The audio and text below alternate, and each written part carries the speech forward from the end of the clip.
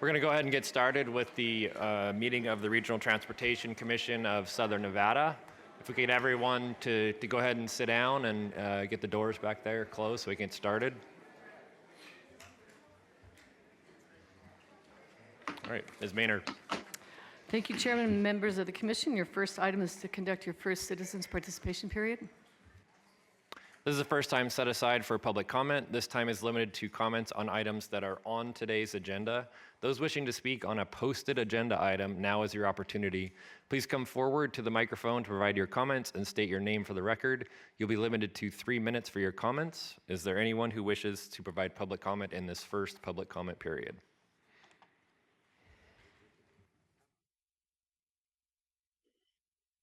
Good morning. My name is James Lindsay. I want to speak on item 26, the transit security update. My name, again, is James Lindsay. I'm an international vice president for the Amalgamated Transit Union. I represent 200,000 members across North America. One of the biggest problems we've been seeing across North America is attacks on operators. And this is becoming a larger and larger problem, and a problem that we're not getting a lot of response from management on.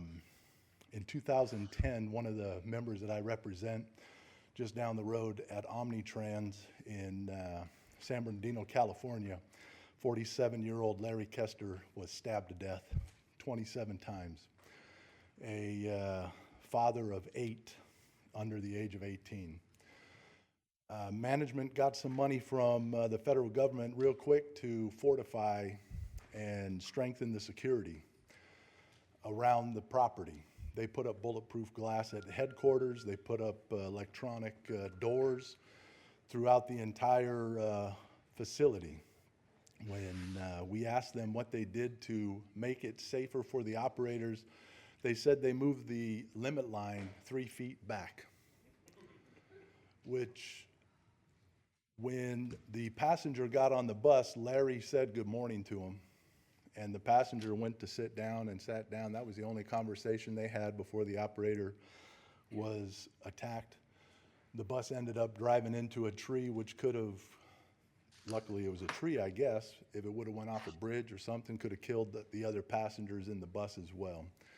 Security is a major problem, and we need to figure out what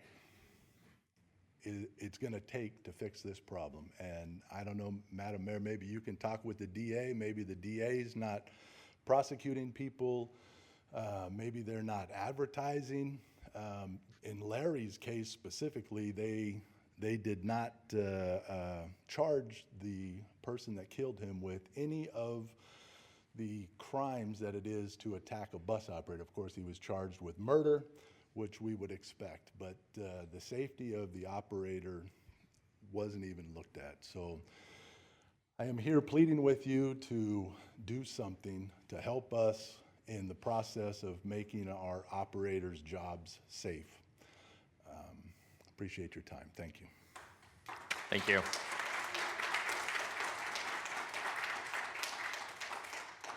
Anyone else wishing to provide public comment at this time? Seeing none, we'll go ahead and close the first public comment period. I'll turn it back to you, Ms. Maynard. If you wish to provide public comment, please step forward.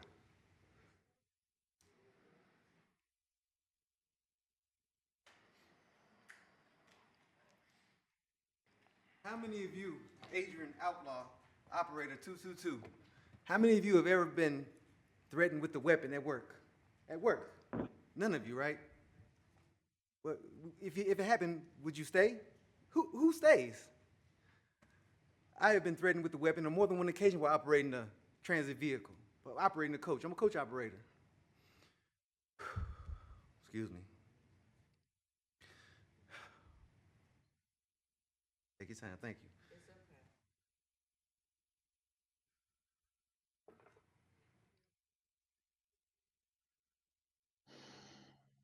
All right. Thank you. It's frustrating, but my name is on the list. Could I come back again? Of course. Thank you.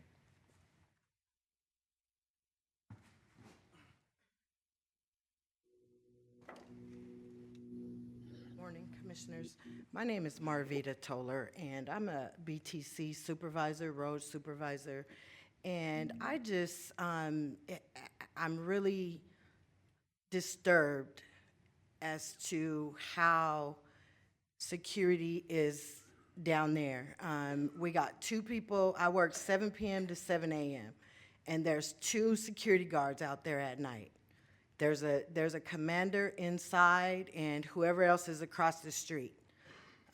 For me, that's scary. Given the fact that my colleague got stabbed 3 weeks ago and is still not out of trouble. It's just unacceptable. The security, I'm told, is training down there, and the BTC is a nuclei of all the buses and all the routes, and everybody comes there.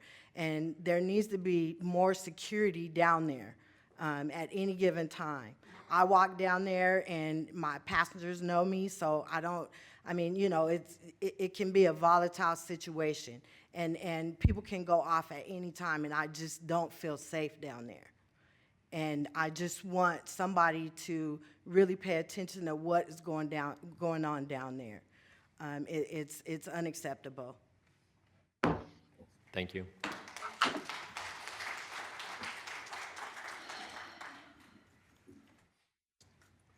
Good morning. I'm Sandra Adams, Vice President of ATU Local 1637. Speaking on behalf of our drivers. We've had assaults to happen in the last week. We had a driver that witnessed the guy that got stabbed in the heart. We don't know if he's living or dead. She was traumatized. You know what she was told? Go back to work. Okay? We got a driver that was just attacked a few days ago. They slammed her leg in the security door and spit in her face, took off running. What they tell her? Go back to work. Okay? Who has our backs? We come here every month with the same information, asking for help, pleading, and we get nothing. We did a peaceful rally at the BTC last month, okay? Peaceful. Because that's where a lot of the transferring of buses, passengers are, so we can reach out to the community to try to get help from them in this fight that we're up against. We were told by this $13 million security guards that RTC says we can't come on the property. So that shows us that RTC does not have our backs. Okay, we're out here driving these buses, putting our lives in danger every day, and that's the respect that we get. So when these guards told us that we can't come on the property, we didn't go on the property. We did what they told us to do. But that was a wake-up call showing us who has our back here. Okay, so now, what's going to happen now? Nobody's reaching out to us. 33 more security guards. We got panic buttons we're pushing. It took that guy all of 15 seconds to slam that girl's leg in the door and spit in her face and run. You can give me 20 panic buttons. If there's nobody there at the time, it's not going to help. You got a camera with their faces on it. We never see nothing on the news about, have you seen this person for attacking this bus driver or this passenger or stabbing this passenger? We never see their faces. If something happens on the strip, we see that. We see that. This guy held these people hostages. We see that, okay? We're paying $13 million for security guards. I got pictures where they're asleep. He got his arm folded with his hat down on his face, sleep. What can he do for me, sleep? It doesn't matter how many rovers or guards you put out there. If they can't do anything, what good are they? We wasting money. They're wasting money. We got no help. Nobody's reaching out to us. All these ideas and suggestions, they're not doing any good. We need security that can do something. We have none. Okay? Thank you. Thank you. All right, the procedure here is that we don't clap and make comments. There's public comment period, so please make your comments. Hi, folks. Dennis Hennessy. Thought I'd come up early today, so might set a tone. I want to start off by sharing with you a conversation I had with my daughter yesterday. In that conversation, she told me she's amazed that she has to worry more about her father, the bus driver, when he goes to work, than her brother, a 7-year Metro police officer in the Northeast section. That's sad. That's sad. And the real sad thing is, until we got the news media involved, none of you up there cared. One of you told me at the last meeting that they thought it was Keolis and MV's responsibility for our security. No, it's you guys. I filed an OSHA complaint. They didn't bring it to you guys, where they should have, because you handle security. They brought it to Keolis. I'm asking TransDev right now, what are you going to do? Because MV, Keolis, and the RTC have done nothing to protect these employees. I'm also a little bit baffled. I'm hearing the news. Well, for 10 years, I'm going to say roughly 10 years, we've talked about transit police here on our system. There's always been a reason not. Understand the Constitution is written some way.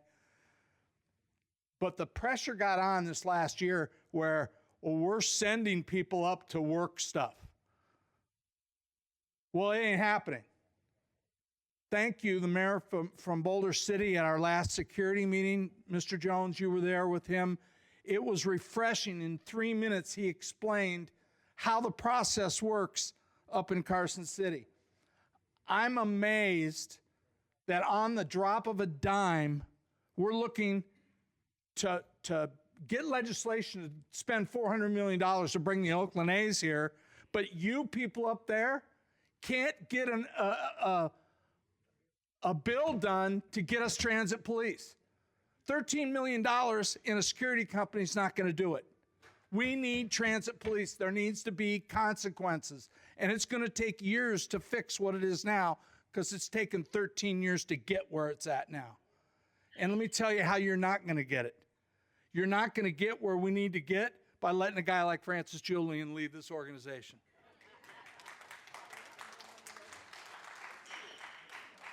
Next speaker, please. Good morning. My name is Stephanie Davis. I'm a coach operator for Keolis. 2021, when the Raiders had their first game here, we had a lot of people out here.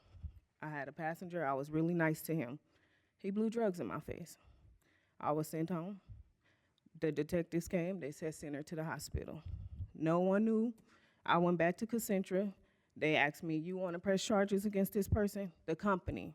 The detective didn't get the video for 3 months after the situation because the company was not pushing it. When I was asking, kept calling, asking, I was asked, are you pressing charges on this guy? Yeah, I'm pressing charges on this guy. I almost wasn't finna make it home to my child, and you get to go play softball with yours.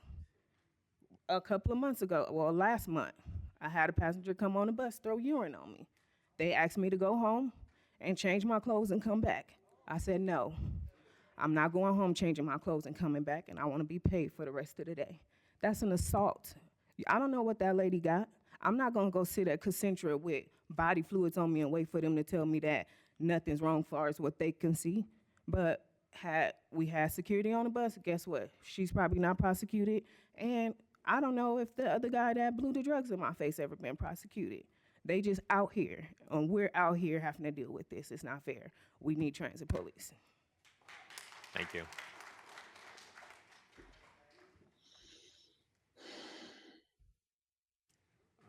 Good morning, mayors. My name is David Fletcher. I'm a retired Master Sergeant, Army 101st Airborne Division. I'm a coach operator now. It's a shame that I have to wear a bulletproof vest plus a cut-resistant vest on to go to work every day so I can go back home to my son. These people I've been shown guns, knives. If we leave our seats, we get fired. Okay? If we are trying to protect our space from people that's trying to harm us. I've been in combat. I've been overseas. I know what it's like. Do I have to resort back to those ways, being home? Well, okay, I'm home, I was safe, I want to work a decent job.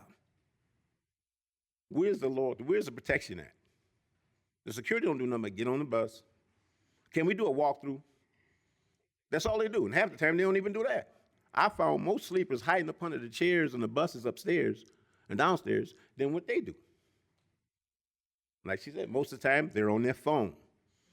They texting or they chasing some female or whatever they doing. Or sleeping. Where's our protection at? You guys run the city. Where's our protection?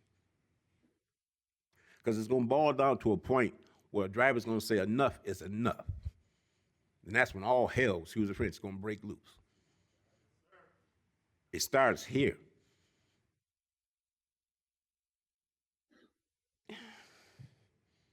Like I said before, it's like with little ponds. Like you can push us out there to drive the buses. You take whatever abuse you can. That these people, no matter how nice you be to them, no matter you keep your voice down, they still want to fight. They want to break windows. They want to throw feces at you. It's anything they can think of, because they know we can't do nothing. So we depend on the security to help us out. Like I say, they're worthless. You spend all this money for them. I'm from New York City. We got transit police out there. But I made a living out here. I got a son, wife. Me and my wife, we both drive buses. We provide for the city. Can't you at least do something about this? Please. Thank you. Thank you. Anyone else wishing to provide public comment? Yeah, try it again. I got it written down. Of course. Adrian Outlaw 222, coach operator. How many of you have been threatened with the weapon at work? None of you. If you had, you didn't stay long. Why would you? Who would? No surprise to me, I've been threatened more than once while operating the coach. Like the man said, I've been shown pistols and knives on more than one occasion. No surprise to me or anyone else. You let anyone and everyone ride the bus for reduced fare, if that. Me and my community are tired of begging for help, tired of begging for safe public transportation. Lights at sheltered bus stops. You'll change every light on Charleston. Does the funding stop at Sahara? Does the concern for safety stop at Sahara? Come on now. I got 3 minutes. Excuses are obvious. Avoidance is evident. These things should never be associated with the regional transportation system. Thank you. Next speaker. My name is Troy McMurray. I'm on the safety committee. I really understand what's really going on. When the security do their job, they get terminated. That's what's really going on. It was an incident at the BTC, 3 females on 1 girl was getting jumped. Security guards intervened, pulled the people off. Next couple of days, the person gets terminated. So how can they do their job when they're gonna get terminated? So that's what the message their management team is showing them. They come in here and tell y'all, oh yeah, they can put hands on. No, they can't. If they put hands on, they're gonna lose their job. So that's the security guards y'all got. You need to get rid of their management team and marksmen at the same time, because they're giving mixed signal. Them cars y'all hand up, throw them away, because that's not telling the truth.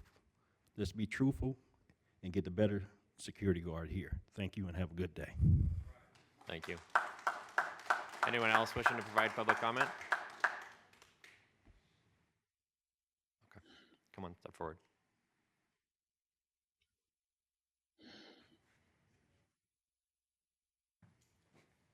Anyone else?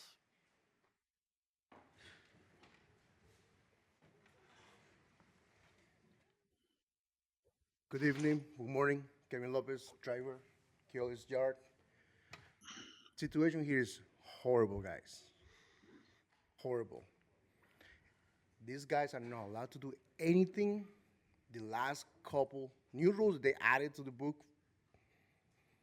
Every time we ask them, hey, can you remove a sleeper? Judy said we're not allowed to. Hey, this person has been in trouble before. Not once, not twice, several times. I don't want my boss. I know how he's gonna act.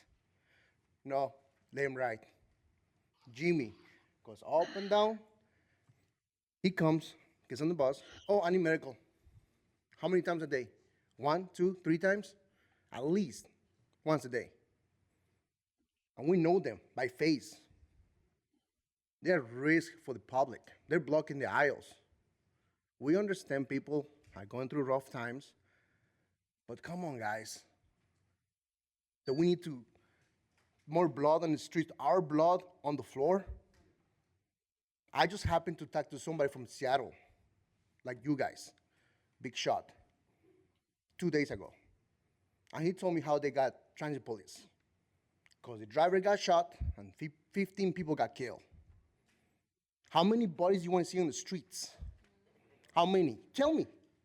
I can tell you which bus stop we're having issues with. Not just on the strips, on every single route. I work the strip, but I've been out there on every route. Boulder Highway, free bus. It's not people who needs to go to work. They just going up, do something bad, come down. You should be out there at 2 in the morning, at the end of the line where there's no security, when we have our female drivers out there trying to protect themselves.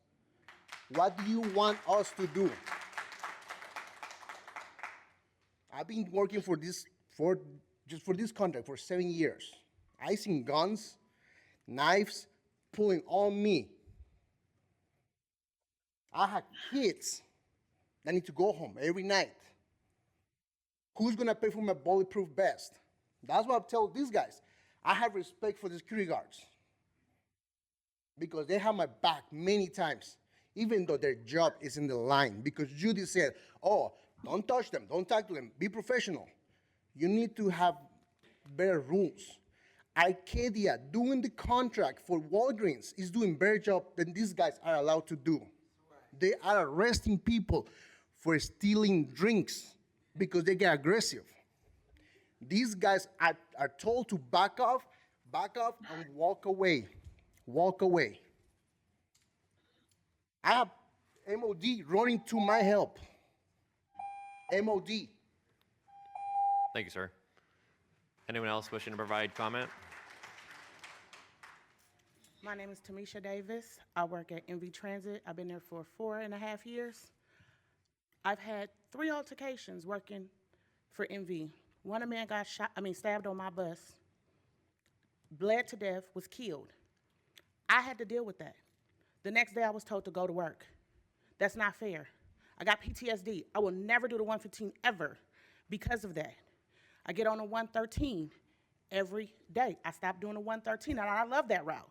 But I stopped doing that because I'm constantly threatened as a woman. I got 6'5" men threatening me. That's not okay.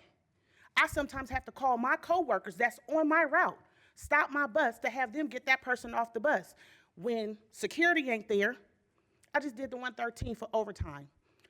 The whole time, out of the 8-hour shift, not one time have I seen security get on them buses at all. There's no security at all. We as women, we need to be protected just as well as everybody else in this community. It's not fair to us, and it is not okay.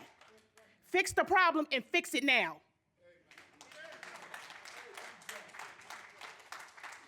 Next speaker. Hi, my name is Dominic Taylor. I work for MV Transit for a year. I'm an extra boy driver at nighttime, and every day I go to work, I get a call from my grandmother, my grandfather, my dad, and before I leave my house, my mom. And every day they're scared for me to go to work because I'm 23 years old. I don't have any children, and I'm the last child of the group.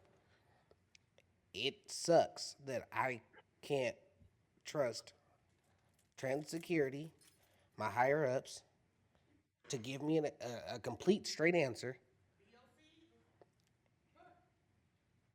Every day is a challenge. My heart is in transportation. I have a medical degree. I could be in somebody's hospital, but my heart is in transportation. Every single day, it's a real challenge.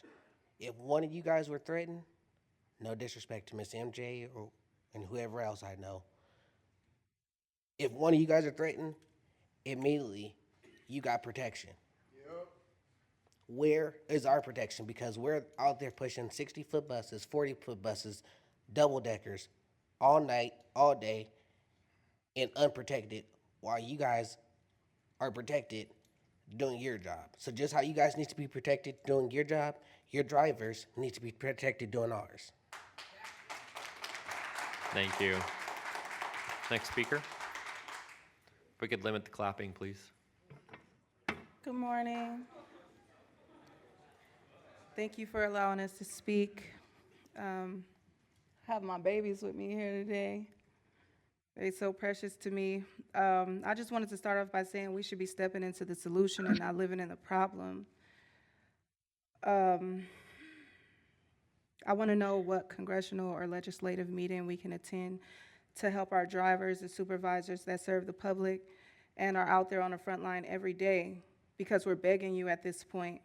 A good friend of mine suggested that we should have guards at every layover, or at least most of them, stationary shifts, until we get transit police, because it's only getting worse. You all are aware of the many dangers we face and how many unfortunate situations come to fruition. I've spoken here once before from my own personal perspectives. I'm up here speaking today because yet another coworker was brutally attacked, stabbed, to be more specific, and has been fighting for his life. That's just the worst by far, but he's not the only one. I'll say, as far as I know, that's the worst. That's the one that hit home. This is somehow swept under the rug. The personnel and upper management have not spoken on this situation. Neither has the leaders in the state. Meanwhile, all of our vulnerabilities have been televised by the news, so these passengers know what they can get away with. Can we please step into the solution and stop living in the problem? Thank you. Next speaker. Good morning, Victor Jones. Been working for this transit system for about 14 years now. We have a Got a problem. little closer to the microphone, sorry. Victor Jones, working for the system for about 14 years. I like my job, it's cool. You guys have a problem. One of the biggest problems is over security of all the drivers. Last week, one of the reporters interviewed one of you guys. I saw it on TV, I don't remember which one of you guys it was. Your answer to the reporter was, the statute don't permit you guys to allow transit police. Show us the statute. We want to see that statute. Just don't talk about it, show it to us. Another thing, we out there every day, we see and we know these drivers, these passengers who are troublesome. They have nothing to do, nowhere going, just to cause problem for the drivers. They get off of one bus, they may attack us, whatever, verbally abuse us, jump on another bus, they keep going. The ball keep moving. We don't have a problem, we have a solution. Implement it, transit police. Okay, thank you. Thanks, sir. Next speaker.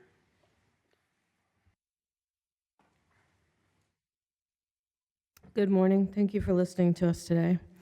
I work at Keolis. I've been there about State your 2 name, please. years. Valerie Gamache. Thank you. I started in Brooklyn. I felt safer there. I then went to tractor trailer.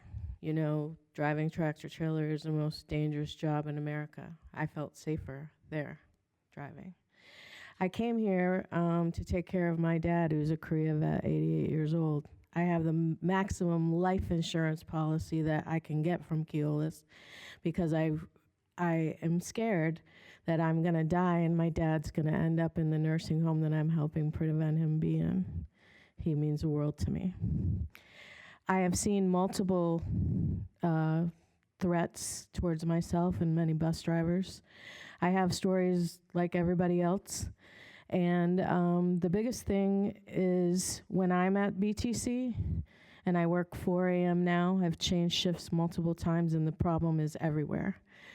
When I'm at the BTC for 10 or 12 hours, because I do 4 days a week, not one marksman gets on my bus to remove sleepers. That's really the only thing they're allowed to do. I don't see them on the yard. Sometimes they're there, but they don't come on my bus. So I drive 108 where someone was stabbed by another passenger not so long ago, or on that street. It was they were doing a detour. So I just want to say, as someone who's a Brooklynite, I don't get scared easily. I don't like this job because of the unsafe situation and protocol. As a woman who's worked in many places, I used to do tours for Grammy artists around the world in many cities. This has been the fastest growing city, for 40 years now. Vegas Weekly reported last week $14.8 billion in revenue just from casinos in Nevada, and $28.8 million revenue in Las Vegas alone, right? Why are we not getting the funding to get this security? There is no excuse for it. Every other major city that has major transportation has metro. This needs to be handled right away. I appreciate your time. Thank you. Next speaker.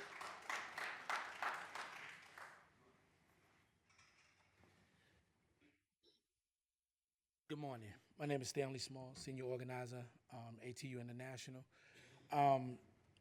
Unlike my Brooklyn night, I'm scared. I'm scared to what's to come if you don't do anything. I read the signs, the banners y'all have up here that says the best employer, something to that effect. Best in the state. How, right? And it's no disrespect to you. You can clean this up. Last time I came here and I told y'all about Thomas Dunn, I seen a few of y'all cringed at that. Shortly after that, it hit home. A man was stabbed, one of your own. I don't know how y'all do things here, but ATU, when one of our owns is hit, we fight back, right? And we're simply telling you, not one more, right? Not one more. Nobody, the president, our international president, our IVPs, we don't want to have to keep writing about this. These are simple solutions. If the statutes say you can't have transit police, come on now. You guys are in this. You understand it could be amended, revised. It could catch up with the time, right? As they keep saying, how many more bodies have to lay in the street? You guys have a big mental illness problem here. You have a big mental illness problem here. And I'm telling you, I'm telling you, and I'm no way in any way promoting this. But if it was me, I'm gonna sit home until we get it right. I promise you that. Because people gotta go home to their children, gotta go home to their wife, and y'all making it almost impossible, right? Doing nothing is not an option. I think I made that very clear. And as you can see, as people keep coming here, the crowd is getting bigger. The crowd is getting bigger. At some point, this is gonna boil over.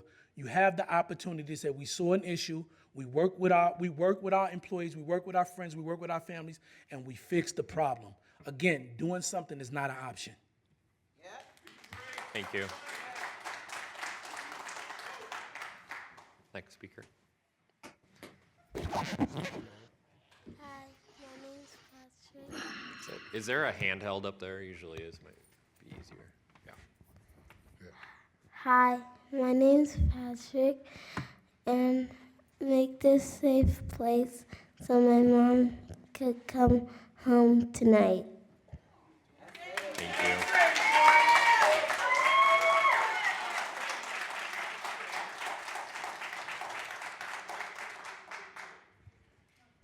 Good morning. My name is Robert Z. I work at the MV yard.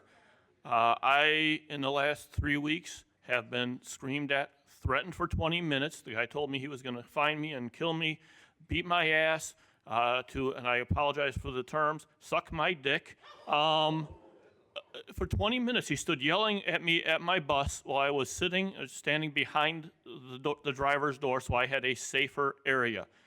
The driver's door is a minor deterrent at best. The bus before me, 2 different days on the same day, on the 203 at Fashion Show Mall, the driver was assaulted with pepper spray and had a bottle of Gatorade thrown around the door at him. It hit him, it spilled all over his stuff. They wanted him to stay en route. They wanted me to stay en route. It's absolutely ridiculous. I don't even expect transit police because I can't get you guys to have buses that run right in the summer And I went out and got my A this summer so that if this transition to TransDev doesn't make differences, I can be gone. And I'm encouraging more of the drivers to do that. We want to be here. I like serving the people I serve. 90% of them are great people that just need to get where they're going, and we cannot do that safely. Please help us get transit police. Thank you. Thank you. Next speaker. My name is Carolyn Higgins, employed by MV Transportation, and an ATU member on the Safety Committee. I come before you this morning to speak on the need of transit police. 9 years ago, I stood before RTC Board Chairman Brown and Tina Quigley, CEO, and spoke on the concern of reports of shotguns and rifles allowed on the buses. I ask this one question: why passengers cannot carry a weapon on the plane and they can carry a weapon on our buses? Both forms of transportation are open to the general public. Today we have verbal and physical assaults on drivers and passengers, shooting, stabbing, hostage situations on and around the bus stops, which in some instances have led to a life lost. We even had an individual to steal a bus from a bus stop, which could have led to a fatality. We need protection for drivers and the community. We are asking for Governor Lombardo to move quickly through Las Vegas legislations to push a bill for protection of employees who transport the public and the community who ride our buses. During the pandemic, all across the world, changes happened to protect the spread of an infectious illness, which in some cases led to death. Our ATU International President Costa, along with other transportation leaders who transport the general public by planes, trains, and buses, meets with Pete Buttigieg, Secretary of Transportation, to demand protection for the riders and employees. What can be done here in Las Vegas to stop the assaults and protect the well-being of human lives? Thank you. Thank you very much. Anyone else wishing to provide public comment?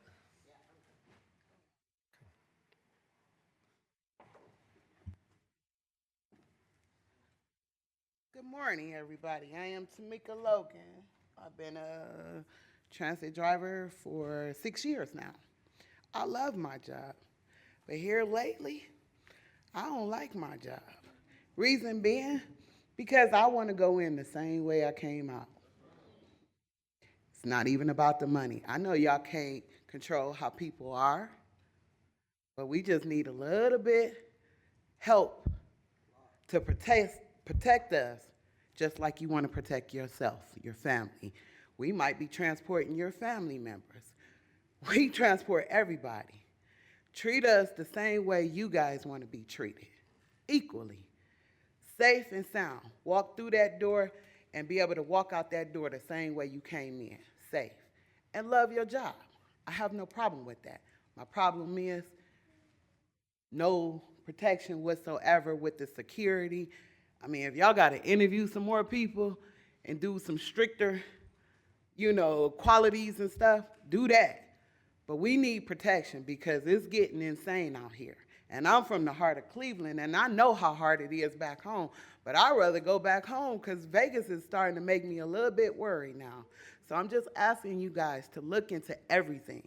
If we've been going at this for a long time, it's trying to start to do something about it. Don't wait and keep letting bodies drop everywhere. Do something now so that way we can all be protected. Thank you. Thank you. Anyone else wishing to provide public comment? Seeing none, we're going to go ahead and close the first public comment period. Ms. Maynard. Thank you, Chairman. The next item is to approve the agenda. It's in order and ready for your approval. Thank you. I'm going to request that we take agenda item number 26 out of order, if that's okay. Sure, absolutely. Okay. Councilman Barone, is there a motion to approve the agenda? To approve the agenda, make a motion as amended. All right, there's a motion on the floor. All those in favor? Aye. Any opposed? Nope. Aye. Motion carries. Ms. Maynard? So, Chairman, if you'd like, would agenda item 26 be heard now? Yes, thank Okay, you. absolutely. So I'll turn that over to Deputy CEO Francis Julian. Thank you, MJ.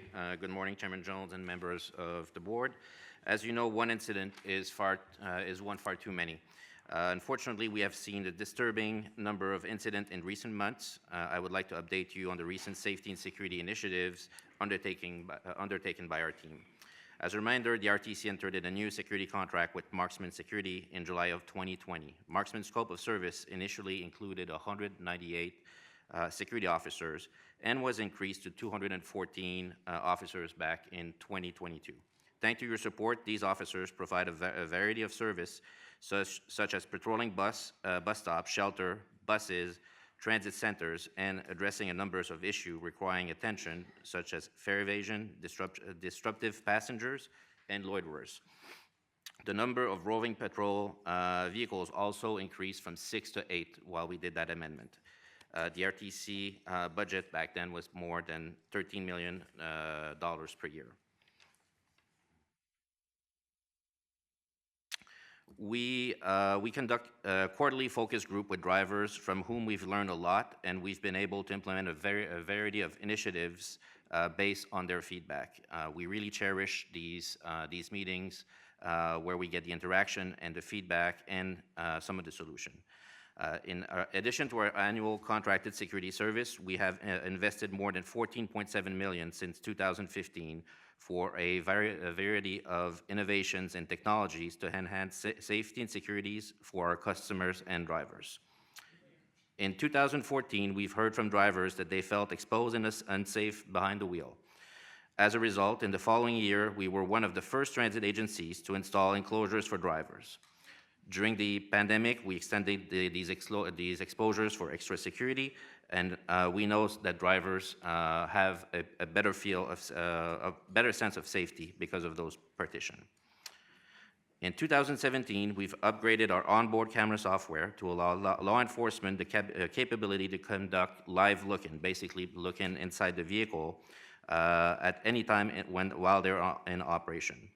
We also launched the Transit Watch, See Something, Say Something. This is an app that allows people to report any kind of activity inside the vehicle and or to contact law enforcement.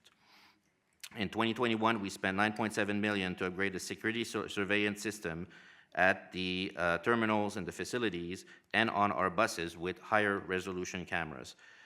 The system also upgraded the capabilities that enable RTCs and security staff to download video while the bus is still on the road.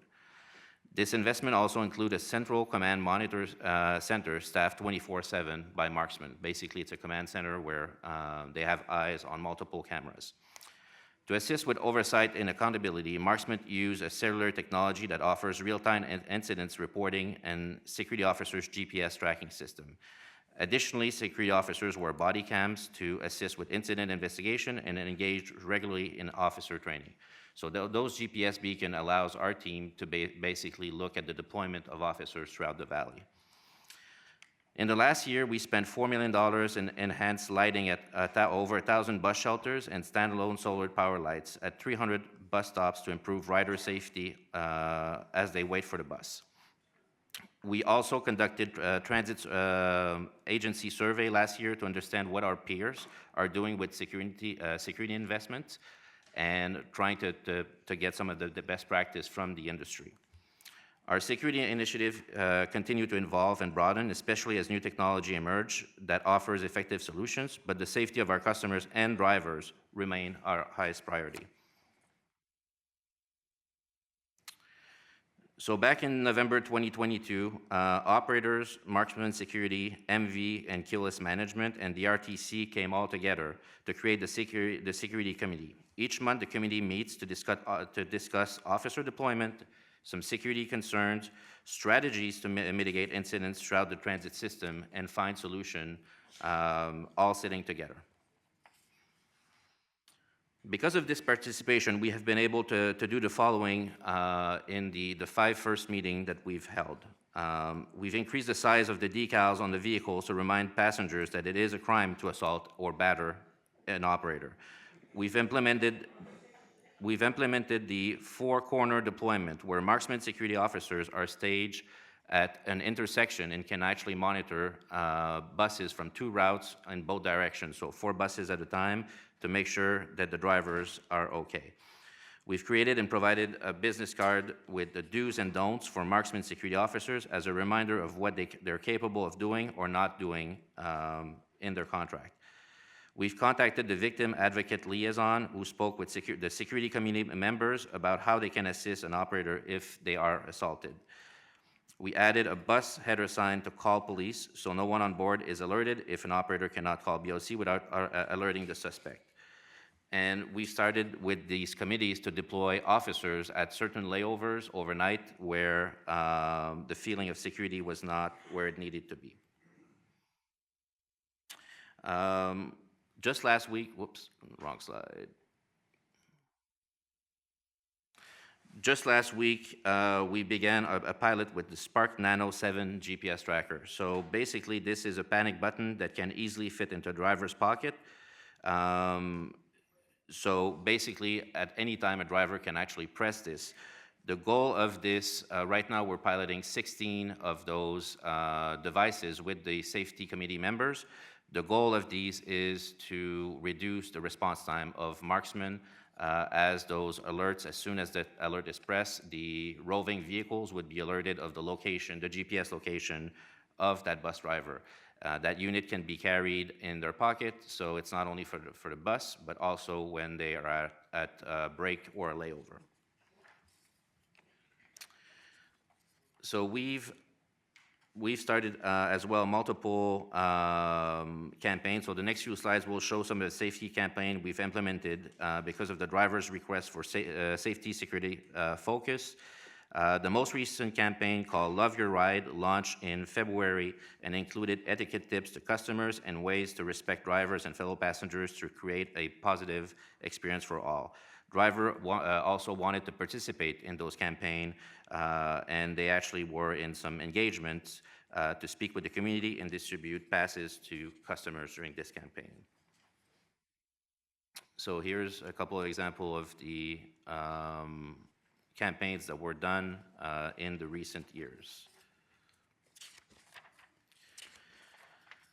So the RTC has partnered as well in recent time with several agencies to increase awareness, provide services to our customers, and curb potential crimes. So the MORE team and the CARE team they assist in providing transportation to key locations depending on the service of individual need, including medical, psychological, and housing needs for our customers. So we do have in that partnership pop-ups at our terminals, and different locations throughout the valley to help some in the community that are in needs.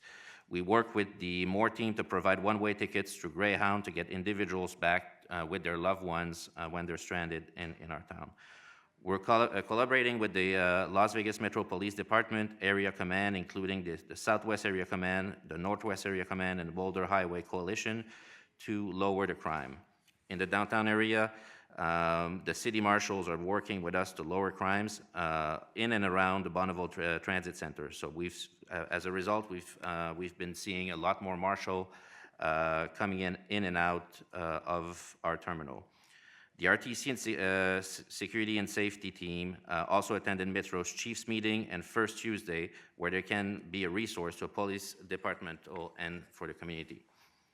We contacted the Clark County District Attorney Office Victim Advocacy Group to speak to the operators about their right as a victim and what resources are available if they're a victim of a crime.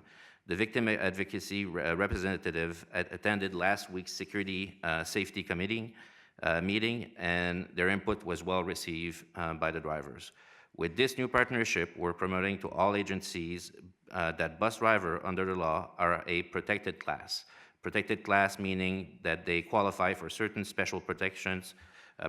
So basically, a crime against a protected class can be prosecuted at a higher level than for a normal individual. We rely on data from marksmen, the bus operations center, and the drivers self-reporting to help us make informed decisions about where and when to deploy officers. We hold bi-weekly meetings with both kill list and MV and marksman security to review incidents that have occurred and strategize on a security officer deployment. These deployments are designed to place officers in key location on a particular route or multiple routes to mitigate incidents by providing a higher presence. During these deployments, security officers check in on the drivers to ensure that there is no issues or concern. If there is a concern, the security officers will speak with the individuals, and if necessary, they may opt to remove that individual or if he or she is not complying with the RTC rules.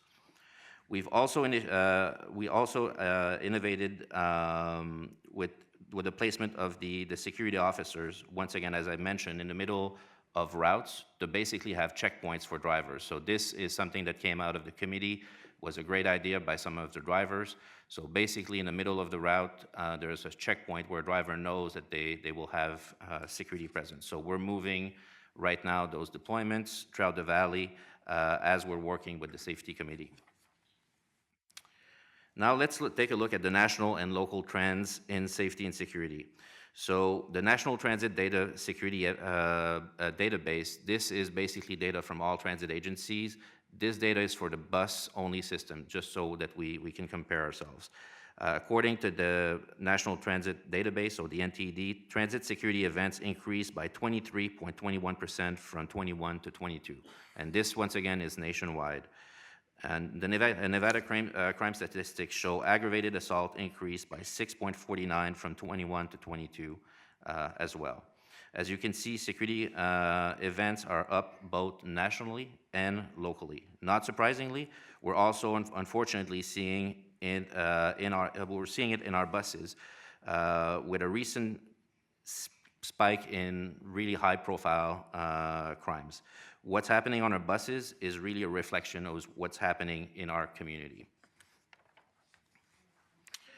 Here's a look at the transit ridership over the last several years. This fiscal year, we've provided 41 million rides, and we've ranked the 40th bus stop agency in the US. This, once again, is for FY 2022. Here's a closer look at incidents occurring on the RTC systems, which we report to the board every year during the annual State of the Transit System report. Passenger-on-passenger assaults are projected to decrease by 8.2% from FY22 to FY23 throughout our fixed route system. Weapon use has also decreased. However, during the last year, we unfortunately saw fatalities and more high-profile crimes when those weapons were used. While it's hard to predict when and where an incident will occur, the team places an emphasis on assigning security officers to routes that have reported issues from both the drivers and our passengers to deter or mitigate crime.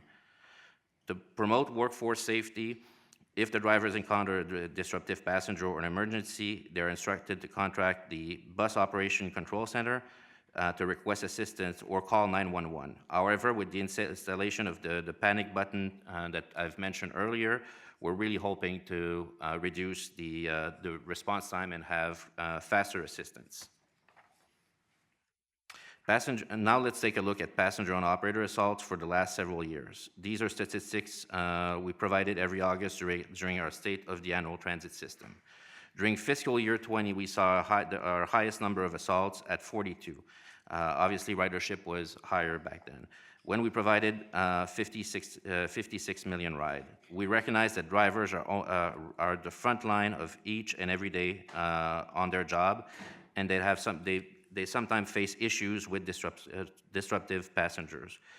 Drivers are essential in helping to transport customers safely to their destination and also in reporting any potential issues so marksmen or law enforcement can handle incident appropriately. Our quarterly driver focus groups are intended to hear their concern and feedback and incorporate their suggestion into our safety and security programs.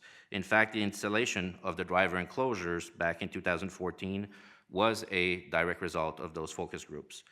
As you can see on this slide, since we installed the driver enclosures in 2015, we have seen a steady decline in passenger and operator assaults. I'll still repeat this as I always do. One assault is one too many. Our goal is to not have any of these assaults occur.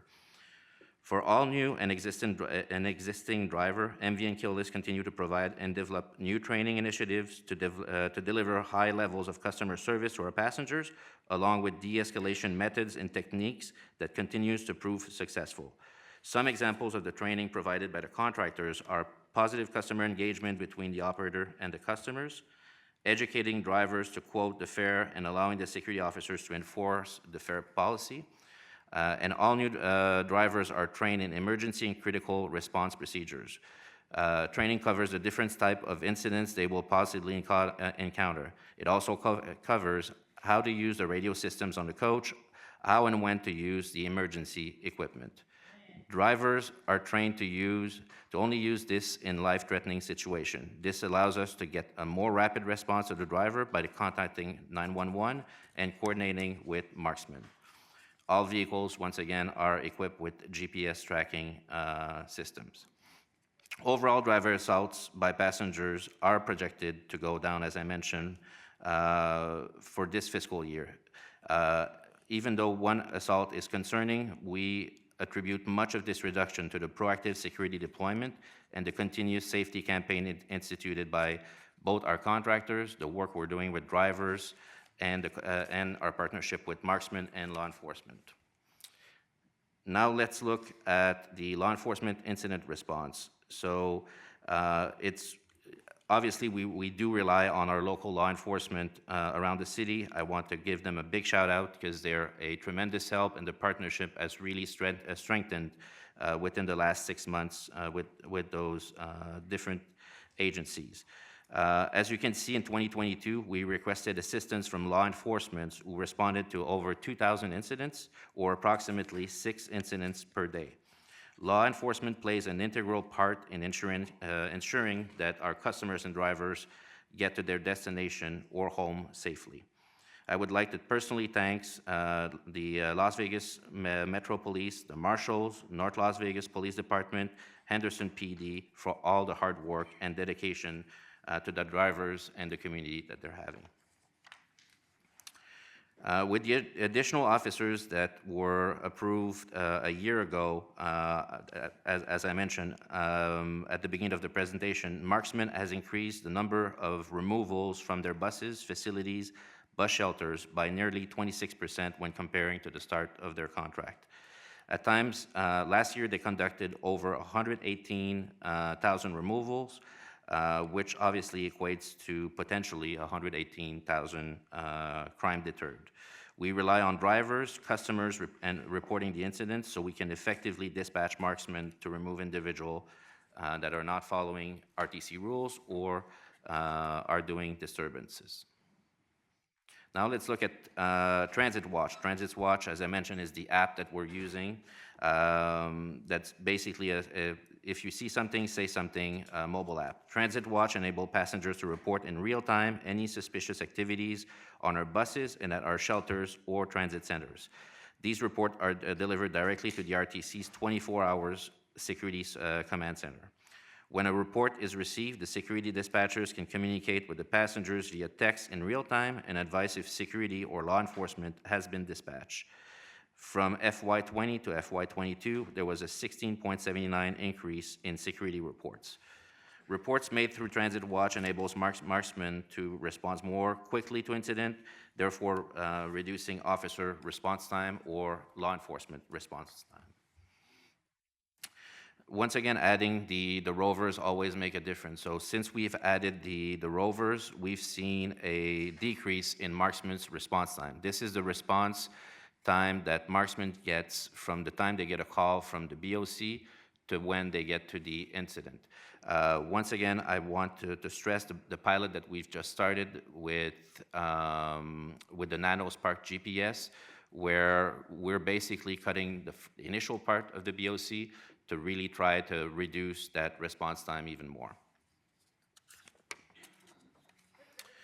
Despite these improvements, we recognize that there has been a recent escalation in high-profile incidents. We've been working with staff, contractors, the security committee, drivers to determine what other changes we can make. We're pleased to report that we will be modifying Marksman's contract to increase the amount of security officers and mobile response unit.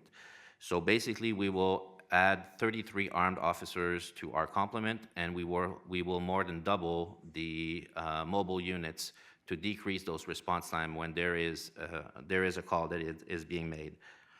Our CFO, Mark Dresdal, will provide more details about this during his presentation of the FY 2024 budget on where we will be financing these initiatives.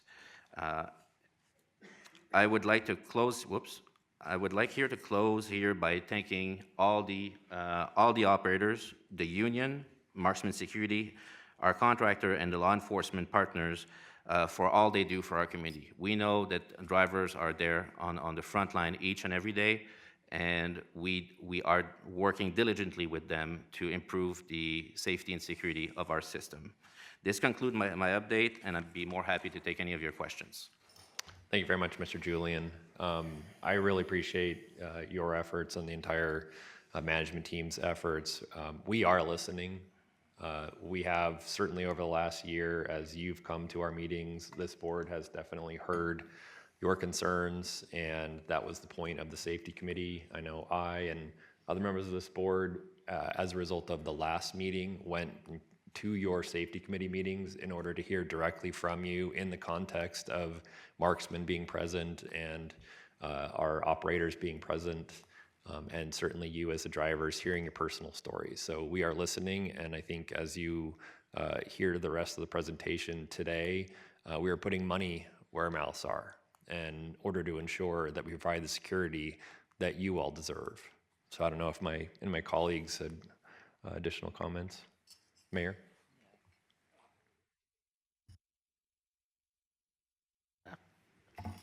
City works differently. This is a very painful time as we watch what's going on in society at large. There's so many listening to each one of you. It's very, very stressful for us to hear and wish that we could individually do something. Truly, the laws in this country, and especially in our state, handcuff much of what's going on. A revolving door for those who break laws, make it very difficult for law enforcement to have an effect on crime and what's happening. The deterioration of the structure of the family is having an impact. Each of us has the right and obligation to vote. All of us who try to be public servants because we love this community, as do you. What you have told us, we have heard and heard from so many facets of our community. We're hearing you. We've been hearing you. But when the door to a jail keeps opening in 24 hours, law enforcement is struggling as well. And where do the laws come from? There was one lady who talked about solutions. We know pain. We know it. And probably none of you know the personal lives of each of us. We could spend hours, each one of us, talking to you about struggles in humanity, in our communities, in our families, in our jobs. This begins with the legislature and the laws of this community, because they have crippled our ability to be able to be effective and make differences that are going to make a difference in your life. And I heard Mr. Julian just talk to the issue, and MJ and our commissioner, about funds being made available. Unfortunately for all of us, we don't make money, and everything costs, and everything needs insurance. So all I'm trying to tell you, and as I think I've been sitting on this commission, my job is in the confines of the city.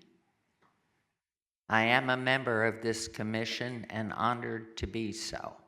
But the reality is we have to be together and find where the lady is who said the solutions. We can spend, where are you? I want to thank you for that. This is what the effort has to be about. And it starts at the voting box to put people in office who are trying, who understand, who know what the problem is. But we can take, I would hope one day we could have an open give and take where everybody's listening and not closed and angry, because we all see it. We see it every day. So all I can tell you is I can speak from my colleagues up here, who I know each one of them, and for our staff. We want it fixed as well.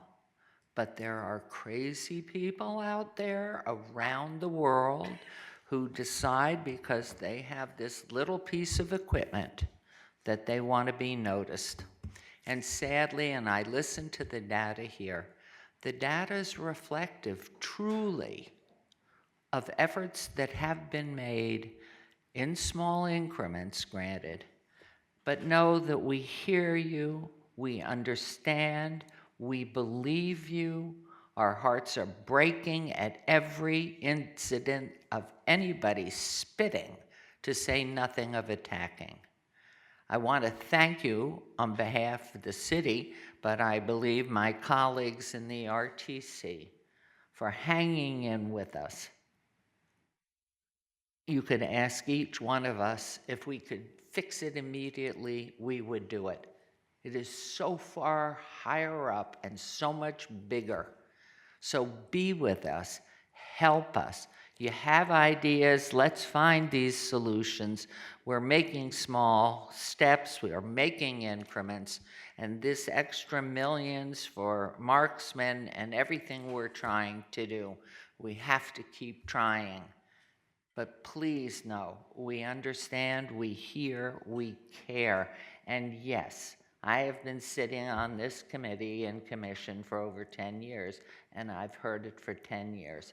And around the country, it is so much worse. I come from New York City. It is so much worse. Everywhere is worse because the family structure is gone. Children are not being brought up to be respectful and kind and productive. And they grow up into adults that way. So it's our responsibility as adults to make a difference. So I want to thank you all for voicing, but no, we hear you. We are trying. We have been trying. We will continue to try. But the voting box is the place that you need to make the difference. The laws have to change.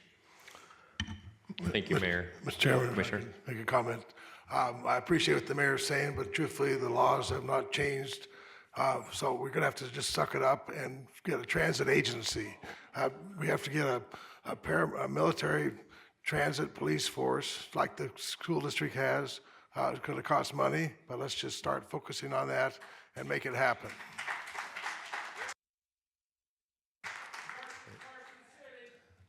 Thank you. Our Vice Chair, Councilman Barone, would like to make some comments. Yeah, thank you very much. I guess I might be coming off as the voice from above, but hey, I'm still a public high school teacher. For me, RTC is really important because that's the way many of my students actually get to school, besides riding the cheese wagon, right?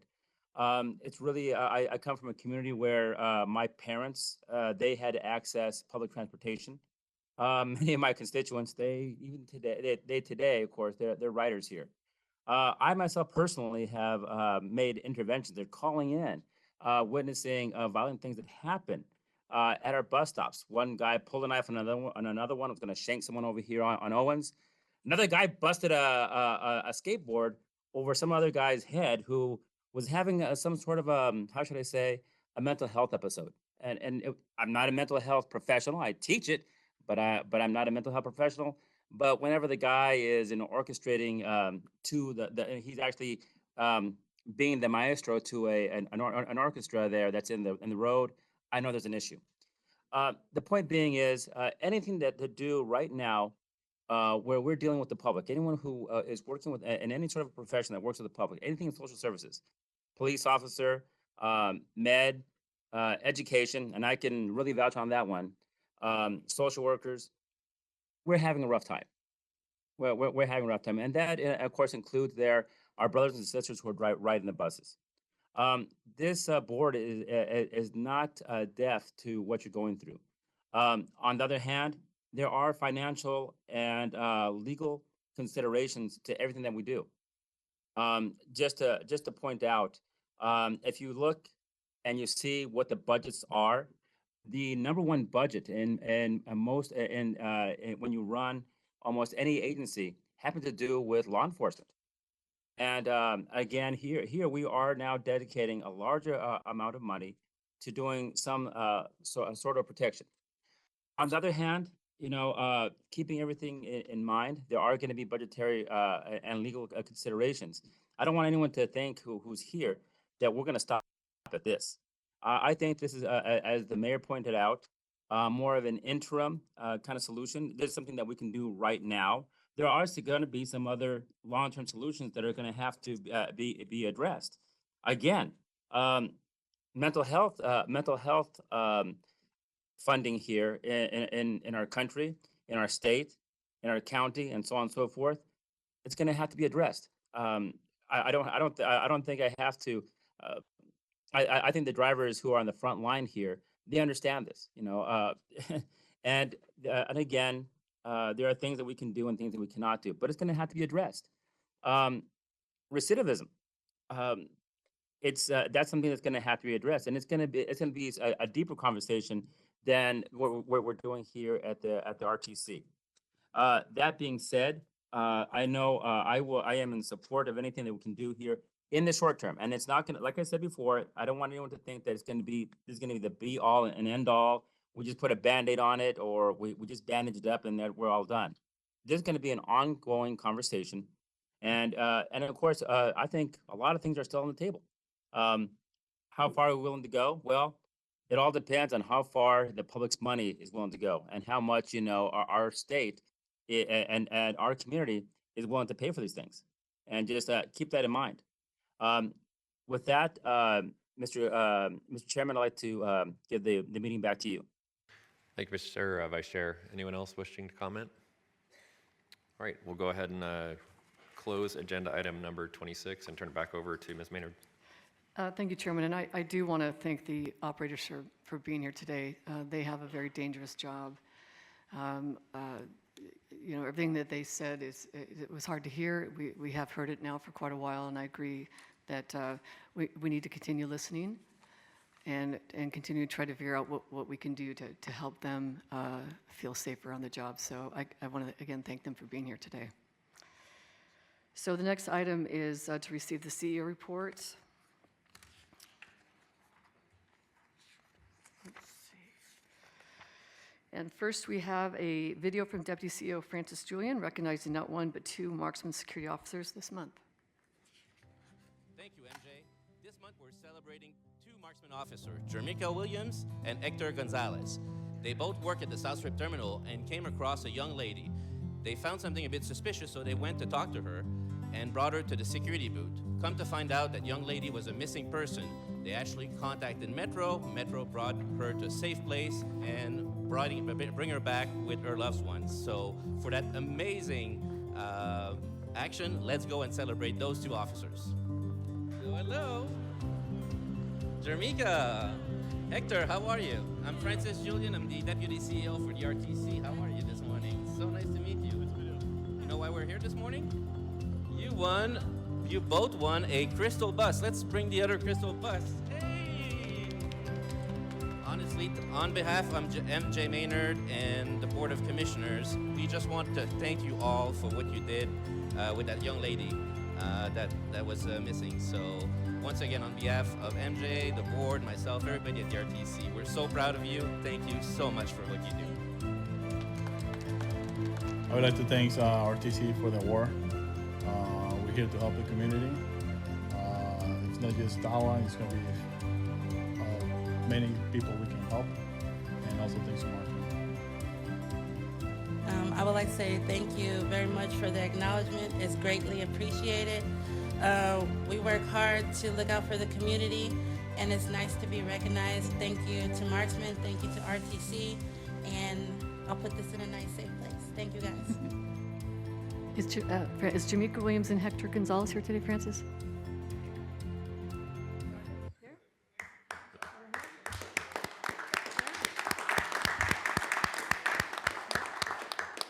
No, they're not.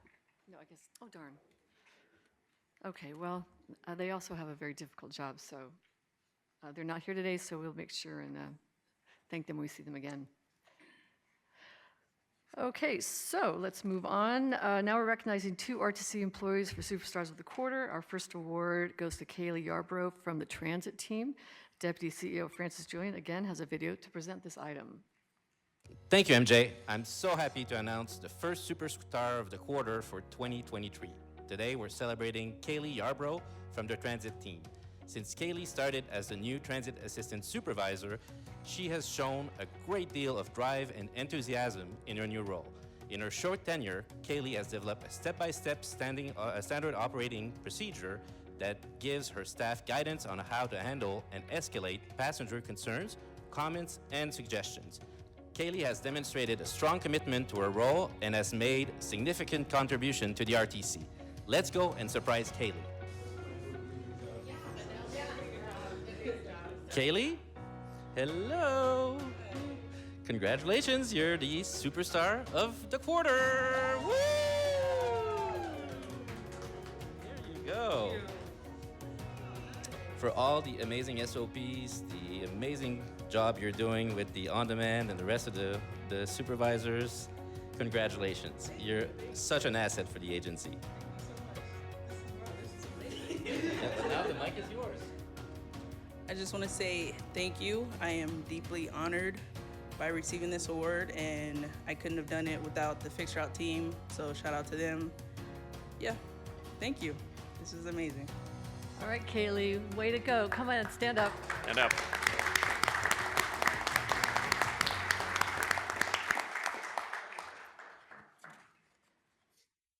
And the second Superstar is from our Customer Care Department, Sergio Guerrera. Here's a quick video again from Francis.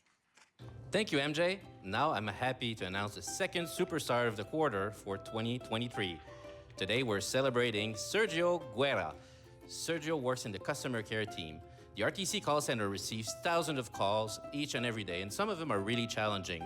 But most recently, Sergio received a really disturbing call by a caller that was actually threatening the life of others. Sergio set his own discomfort aside, gathered as much information as possible, and was able to contact the proper authorities to make sure that these threats were not coming to fruition. So Sergio demonstrated bravery and patience during this incredible tracking call, and let's go and celebrate Sergio. Hey guys, can I interrupt your meeting? Oh, sorry, yeah, come on in. Good. Hey Sergio. Hi. Congratulations. You're our Superstar of the Quarter. Really. You know why? That call you took when the person was threatening to hurt that many people, the way you handled it, gathered all the information. So on behalf of MJ, the board, all the employees, thank you so much. We so much appreciate what you do. So thank you. Here you go. Okay, I just want to say this is unexpected, and I appreciate that. I enjoy working for RTC. All of my supervisors and my coworkers are great, and just want to say thanks, and I'm surprised. Francis, Sergio here. Sergio. Sergio, you here? There he is.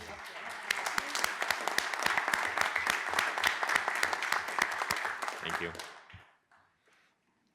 Next, we'd like to recognize Roger Johnson. He's our manager of Zero Emissions Fleet Technology, and he recently graduated from the American Public Transportation Association, or APTA's Emerging Leaders Program. This is a 10-month-long program. It's pretty competitive to get in. He was accepted. It provides public transportation professionals with the skills, knowledge, and networks needed for career advancement. APTA only selects 35 individuals each year from around the United States for this program, and so we're really proud that they recognize the talent that Roger brings to our agency. He is currently overseeing the acceptance of our first zero-emission buses while also training staff, contractors, and partners on the new vehicles. And Roger, you're here, right? Please stand up. There he is.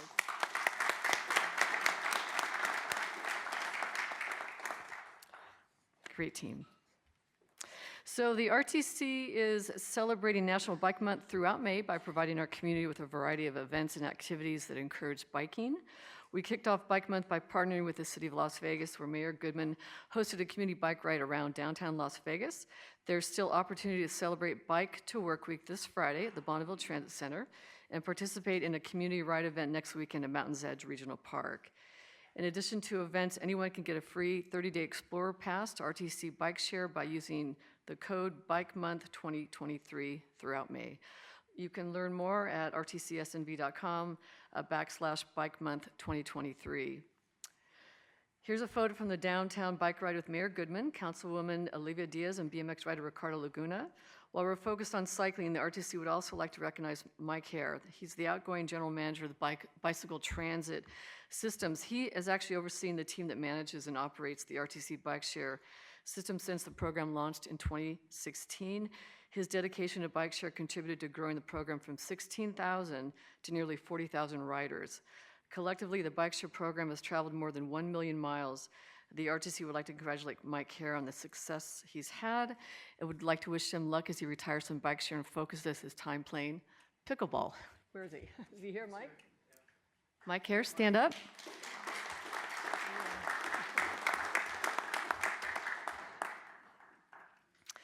Next, I want to highlight National Infrastructure Week that is taking place around the country. In May each year, we take time to recognize the challenges and opportunities in the infrastructure space.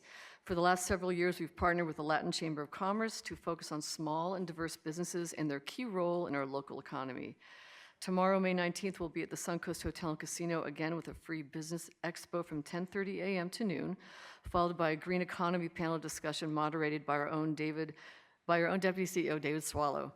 Panelists include experts from NV Energy, Air Liquide, and Governor's Office of Economic Development. We are pleased that many of your agencies will also be joining us at this event. And for the next CEO report, this is something we're going to start doing on a quarterly basis. We are going to update you as to what we do as the Metropolitan Planning Organization, and so I'm going to hand it over to Andrew Kellman. He's the MPO Director of Planning. There you are. Thank you, MJ. Andrew Kellman, Director of Planning for the record. This morning, I want to provide an overview of the Metropolitan Planning Organization, which is a core function of the RTC. So, first and foremost is what exactly is an MPO? Well, having an MPO is a federal mandate. The Highway Act of 1962 required that any area over 50,000 people must have an MPO to ensure that transportation planning is conducted through a continuing, cooperative, and comprehensive process. For historical context, MPOs were created when Kennedy was president, and the RTC has been recognized as the MPO in Southern Nevada since 1981, when Ronald Reagan was president. So why do we have an MPO? First and foremost is that an MPO is a requirement to obtain any federal transportation dollars. That includes projects built by NDOT, RTC transit projects, local agency projects, and grant-funded projects from the federal government. MPOs are looked upon to build and convene a wide range of stakeholders and community members to develop regional consensus. MPOs also select which projects receive federal funds that are targeted for investment in Southern Nevada. And finally, federal legislation has increasingly expanded the role of MPOs to include issues related to housing, economic development, and climate change. So MPOs often fill regional planning gaps. Nationally, there are 420 MPOs in the United States, and they all perform the same core function in their respective region, and they receive the same type of funding. However, the organizational structure can vary and is not prescribed. Nationally, only 3% of MPOs are housed within a transit agency like the RTC. And when you add in the fact that we are the region's traffic manager through FAST, distribute local roadway funding, operate a bike share system, and administer the SNS, or the Southern Nevada Strong Regional Plan, we are even more unique. The key functions of an MPO are wide, and they include many varied inputs like public engagement, land use plans, the SNS regional plan, economic development strategies, and traffic projections. But for today, I'm just going to highlight the two key functions on the bottom of this slide, the planning and the project selection activities. For planning, one of the benefits of being federally recognized is that our planning activities are funded by the United States Department of Transportation. Every year, the MPO receives approximately $4 million to advance regional transportation planning. Planning projects for the upcoming year are identified in what's called the Unified Planning Work Program. Last year, some of the studies completed included the Regional Walkability Plan, Transportation Impacts on Health Study, Maryland Parkway Transit-Oriented Development Plan, and an on-demand microtransit study. With these federal planning funds, there are three priorities that the MPO seeks to achieve every single year. First and foremost is that we need to meet federal requirements by completing required plans. And some of those are listed on the left-hand side of the slide. Second, we seek to advance regional planning priorities. And we do this through coordination with local entities to build off their existing plans.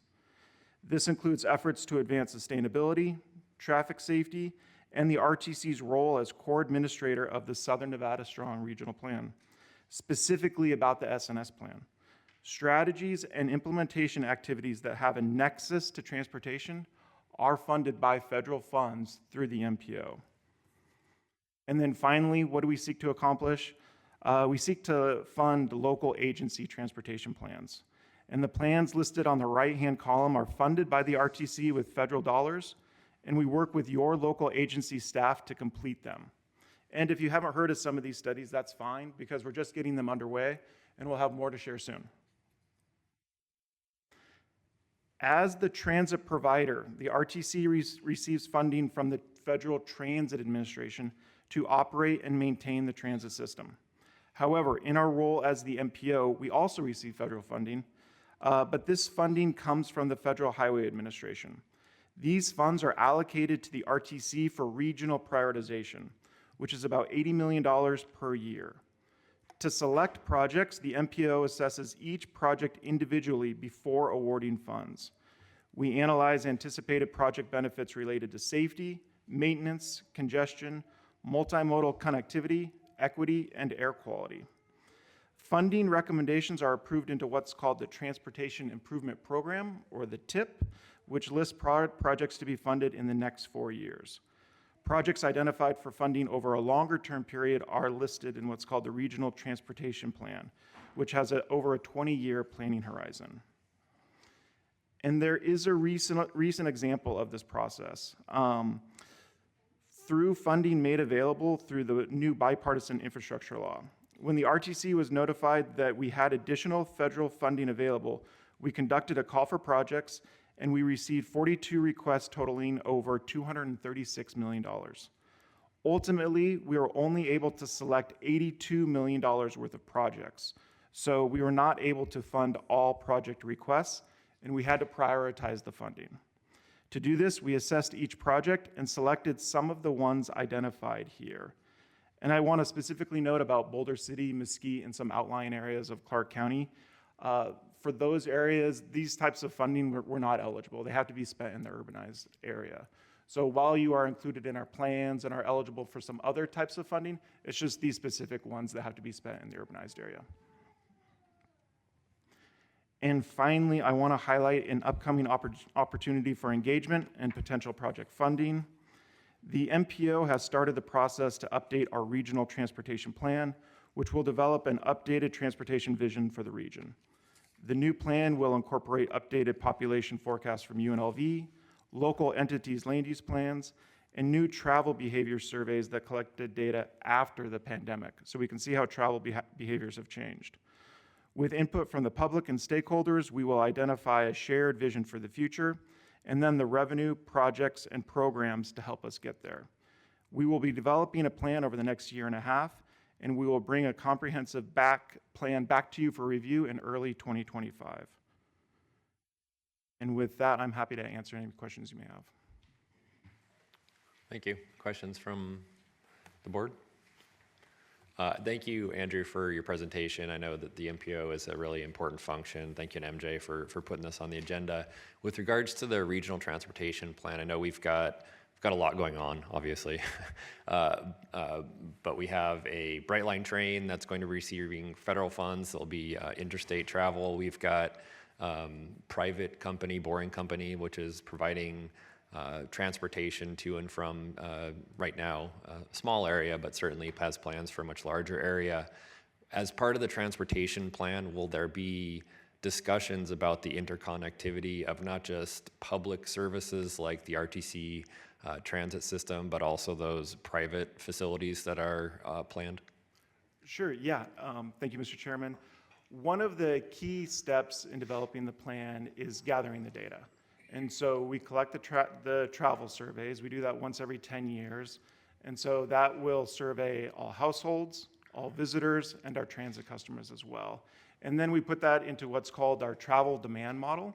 And so projects like the Brightline train, new development that is occurring throughout the valley, all of those go into our model, and we're able to forecast some of the anticipated impacts on our transportation system. So we try to take a holistic look, and then we can work with the local agencies and stakeholders to identify the projects to fill the need. Okay, that's great. I really think we need to have more discussions at a higher level about all of our interconnected transportation systems and make sure that they're all serving each other in a better way, particularly with the airport and out-of-state travel, getting people to and from the Strip, and quite frankly, out to all of our jurisdictions and neighborhoods. So thank you. Any other comments? Seeing none? Thank you. MJ? Thank you, Chairman. And thanks, Andrew. Great report. The next item is to receive the Nevada Department of Transportation Director's Report. Today it's from Deputy Director Jeff LaRue. Thank you. Mr. LaRue?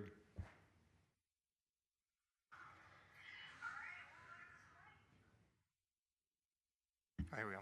Sorry about that. Thank you. Good morning, Chairman Jones, Board of Commissioners, ladies and gentlemen. I'm Jeff LaRue, Deputy Director for the Department of Transportation, and I'll be providing this month's Director's Report. I'll begin with safety. The National Click It or Ticket campaign is a good reminder about seatbelt safety. This year it runs from May 22nd through June 30th, and Las Vegas Metro will be sharing information with the public through social media posts during those campaign dates. In a recent 5-year period, 345 unbuckled passenger vehicle occupants were killed in Nevada crashes. That's a pretty alarming number. Moving on to the middle slide and the slide on the far right, these pictures are digital message signs that are examples of some of the collaborative efforts between NDOT and RTC Fast to display messages related to local events. Both of these messages were displayed during the Taylor Swift concerts. Excuse me. I just want to say as a Swiftie, a personal thank you on that. Well, I was just about to read them too. The first one says it's a speed limit, not a suggestion, so don't shake it off. And reckless driver, you need to calm down. So these provide safety messages to the average driver. And in this case, for those Swifters or Justin, it provides a safety message with a little bit of a wink. Next, I'll provide some updates on some of our projects happening. The Downtown Access Project located on 515 US 95 from Mojave Road to Rancho Drive. We're currently in the environmental phase, which includes public participation. Over the last 6 months, the project team has held community conversations to discuss the community, the freeway, and how a newly constructed freeway will benefit those that live in the area. Nearly 150 community members took the time to participate in this important effort. Now the design team is incorporating their input and working towards developing two new design alternatives, and also updating some three previously designed alternatives. The concepts will be shared at a public information meeting scheduled for August 29th of this year, and there's also going to be a virtual meeting for 30 days starting August 14th. A preferred alternative is anticipated to be selected by the end of the year. Next up here is the I-15 widening at the California border. As you all know, in December of 2021, California Governor Gavin Newsom and Nevada Governor Steve Sisolak agreed to increase the capacity of I-15 from 2 to 3 lanes from Prim to the agricultural station about 5 miles into California. In Nevada, that entailed restriping a 3rd lane to the border, and in California, it meant shoulder running would be allowed during certain days of the week. On the Nevada side, we were virtually complete, where NDOT extended a 3rd lane for about 1 mile from the Prim interchange to the California border. There is one item left to be done, though. We have a ramp meter that we're going to install for the Prim interchange southbound on-ramp, and we're still procuring materials, so we expect to have that in place over the next 2 to 3 months. On the California side, the work has been completed to make the shoulders traffic worthy. However, California is still awaiting air quality approval. And I was just recently informed that they're hoping to have that by the end of this year. Hopefully going into next year, we'll be able to have 3 lanes going all the way to the border when it's all said and done. Excuse me, all the way to the agricultural station. Next up is the I-15 Tropicana interchange. Over the past few weeks, crews have begun installing active traffic management, or ATM gantries. Those are those gantries that span I-15 that deliver messages for speed, for travel times, dynamic messaging, dynamic speed limits, things to feed back to the motoring public. These ATMs are going to extend south of Tropicana and will be critical in delivering messages to drivers as they start approaching the resort quarter from the south. Each ATM installation will require an overnight closure of I-15 in one direction. Our public outreach team is working with the stakeholders and the media to get that message out to everyone ahead of time so people can adjust their travel accordingly. In addition, progress is being made for the construction of a half interchange on the south side of Harmon. So if you drive through that area on I-15, the traffic kind of footballs around Harmon at this time so they can build those ramps. And we're also getting ready to demolish the Tropicana Avenue Bridge over Frank Sinatra later this month. That will require a full closure of Frank Sinatra, so our team is working really close to finalize a date, especially considering the Vegas Golden Knights playoff run, so we're kind of coordinating that. As far as traffic control is concerned, the project team has been working closely with the RTC FAST to make traffic control adjustments for the diverging diamond construction zone that we have on Tropicana itself. So we've been collaborating to help mitigate any kind of wrong way driving. The last project that I'm going to report on is at the I-515 in Charleston. The ramp from southbound 515 to Charleston, which closed April 10th, reopened last week after a complete renovation. Later this summer, both ramps on the south side of the project will need to be closed for approximately 30 days. Those dates are yet to be determined, and we'll be coordinating those dates accordingly. With that, that completes the director's report. Are there any questions? Thanks, Mr. LaRue. Any questions? Seeing none, we'll move back. All right, thanks, Chairman. The next item is to approve your consent agenda, which consists of items 5 through 22 and can be taken in one motion. Thank you, Ms. Maynard. Is there a motion to approve the consent agenda? Move to approve. All right, there's a motion on the floor. All those in favor? Aye. Aye. Motion carries. Thanks, Chairman. The agenda items 23, 24, and 25 under our non-consent. I'm going to turn over to our CFO, Mark Trosdahl. Thank you, Mr. Trosdahl. Thank you, Mr. Chair and members of the commission. Item 23 is to receive a presentation on the fiscal year 24 budget. Item 24 is to conduct a public hearing on the budget. And after that public hearing is closed, item 25 is to approve that budget by taking a vote and instructing the Department of Finance to submit the final budget to the Nevada Department of Taxation. So we will start off looking at the fiscal 24 budget by looking at the RTC's funding sources. You can see here that we're budgeting $959.5 million of revenues and sources of funds for the RTC. Our largest sources of funds are sales tax, fuel taxes, bond proceeds and grants, both federal and state, and then fair revenue from the transit system. This next slide shows our sales tax. We're projecting sales tax to increase in fiscal 23 by 5%, and in fiscal 24, we're conservatively budgeting a 2% increase in sales tax for $310 million of revenue. On the fuel tax side, you can see that we're projecting fiscal 23 at $194.4 million and fiscal 24 at $210.9 million. The largest increase in fuel tax is for fuel revenue indexing, and that is due to the 4.1% increase in the producer price index on a 10-year rolling average.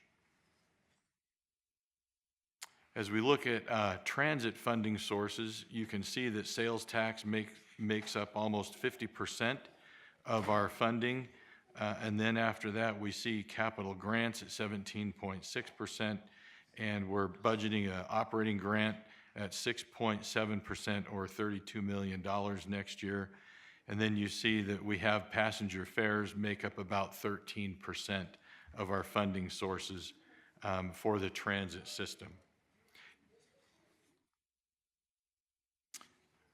As you can see here, we are budgeting $59.2 million in our transit fare revenue, and you can see that we're kind of gradually projecting a return to pre-pandemic revenue, but we're not quite there yet. Moving to funding uses, you can see on this pie chart the total funding uses for the RTC.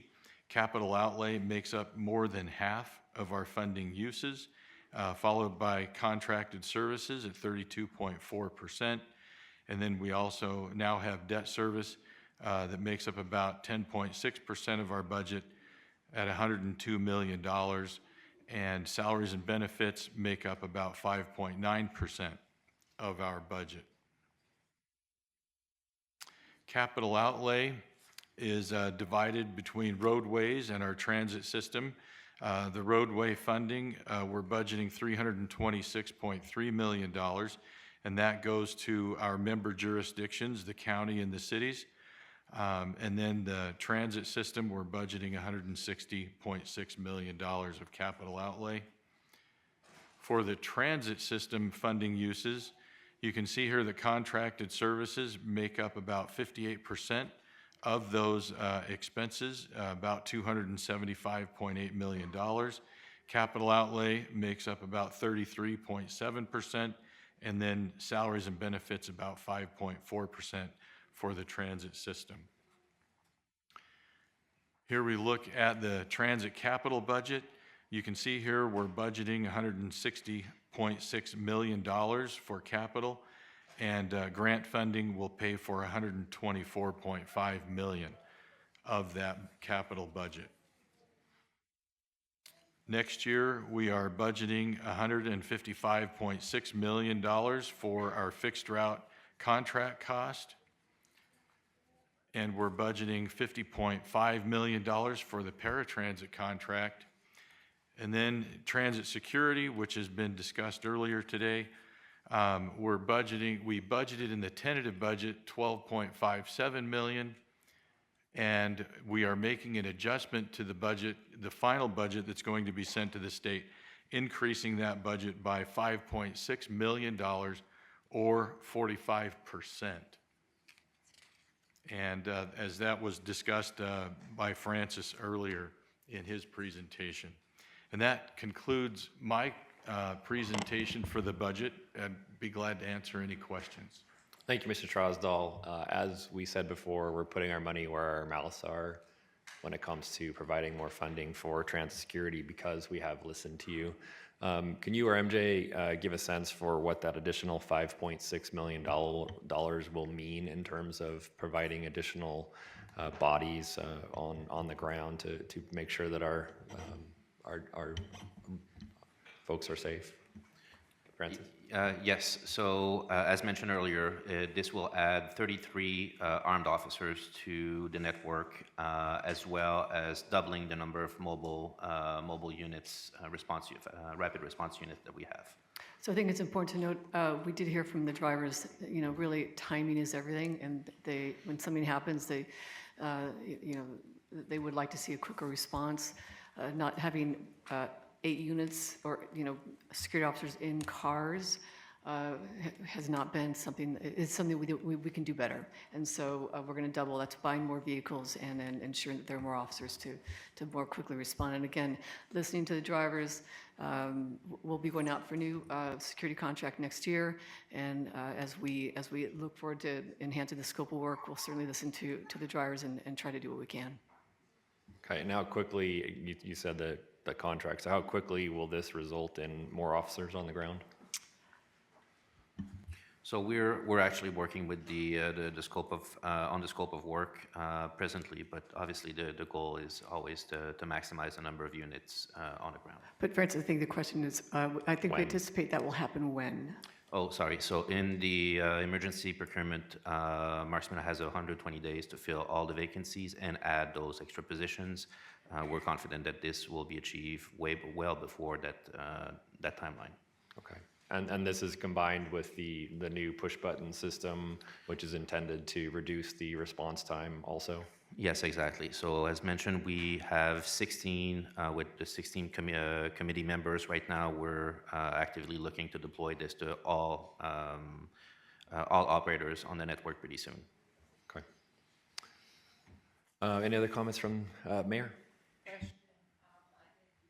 Line item that we are very aware that electric vehicle income is not considered in this budget, but that we are aware and we are awaiting some type of reaction that whether it's through the charging stations or the purchase or use of our roads, everything that RTC is responsible for, we have nothing even indicating that we know there's no decision made on that input.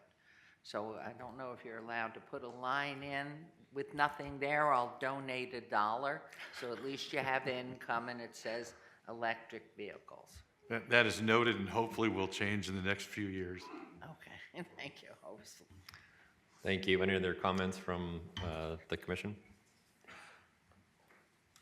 All right, hearing none, then I would entertain a motion to adopt the final budget for fiscal year 2024 and direct the Department of Finance to remit the final budget as adopted to the Nevada Department of Taxation with the change that was noted today. Chairman Mr. Jones, Gilbert. just Greg Gilbert for the record, just as a matter of protocol, we're going to take 23, 24, and 25 as one item. Now would be the time that you've received the report as 23 to open up a public hearing for 24, then entertain the vote, and then action will be taken. Okay. Mr. Vice Chair, would you like to make a motion? So moved as the council said, with the amendments and everything else to go along with it. Oh, sorry, we need to open the public hearing, right? Sorry. That's correct. We're going to go ahead and open the public hearing under agenda item number 24. Anyone wishing to provide public comment with regards to the tentative budget for fiscal year 2024, please step forward to the microphone and state your name. Limit your comments to 3 minutes.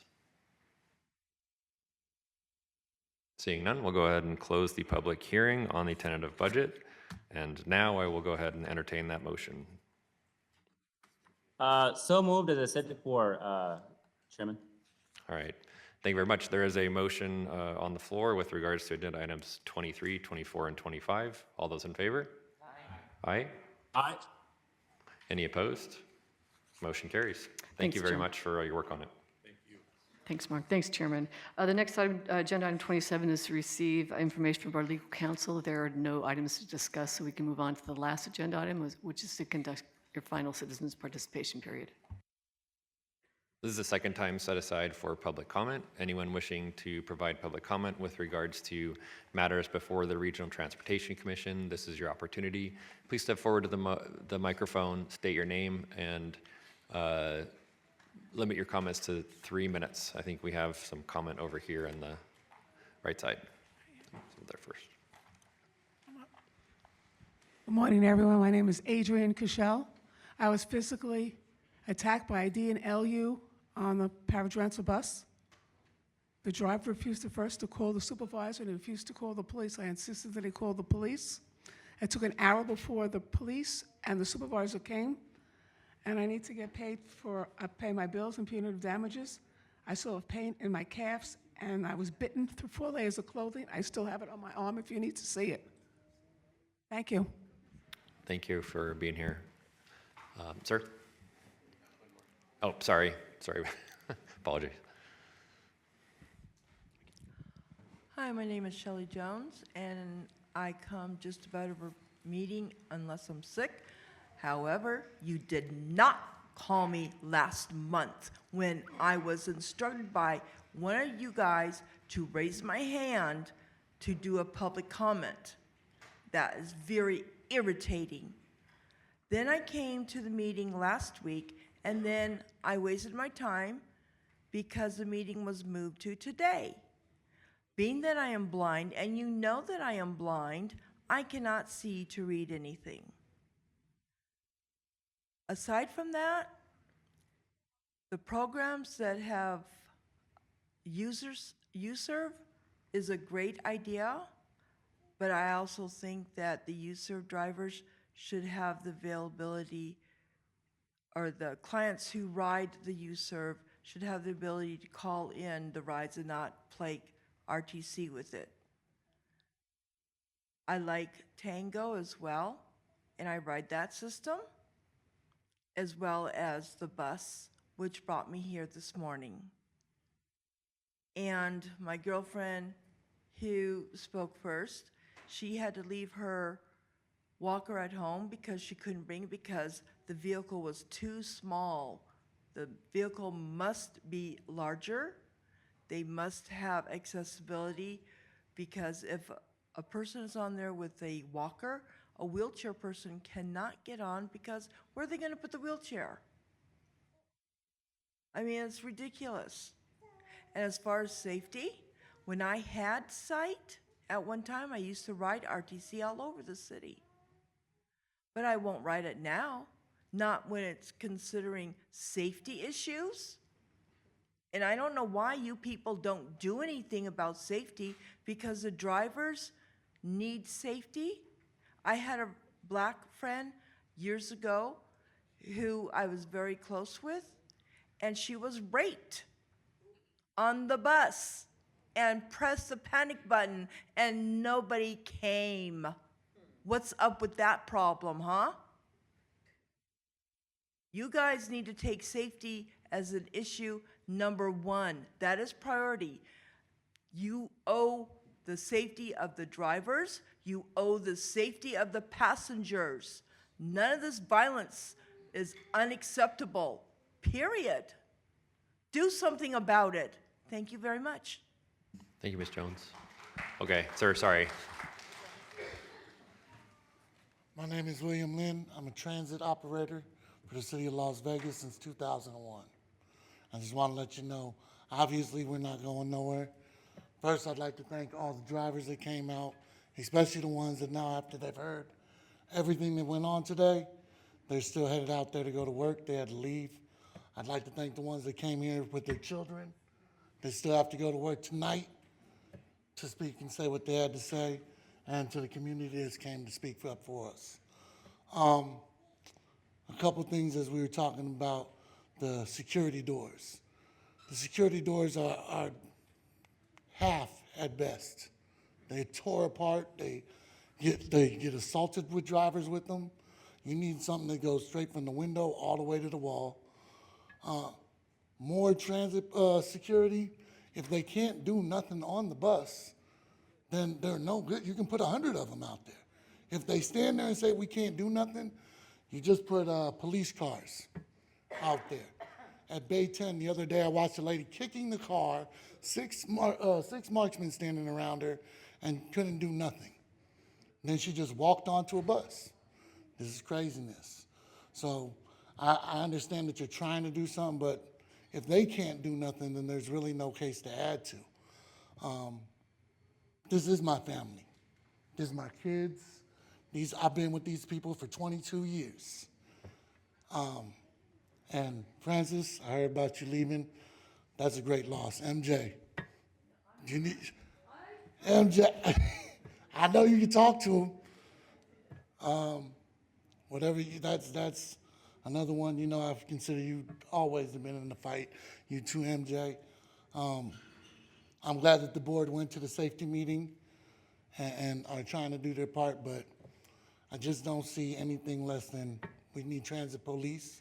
We need tougher laws to pass through legislation. We've started our own team to start helping with that project. And that's about it. Thank you for your time. Thank you.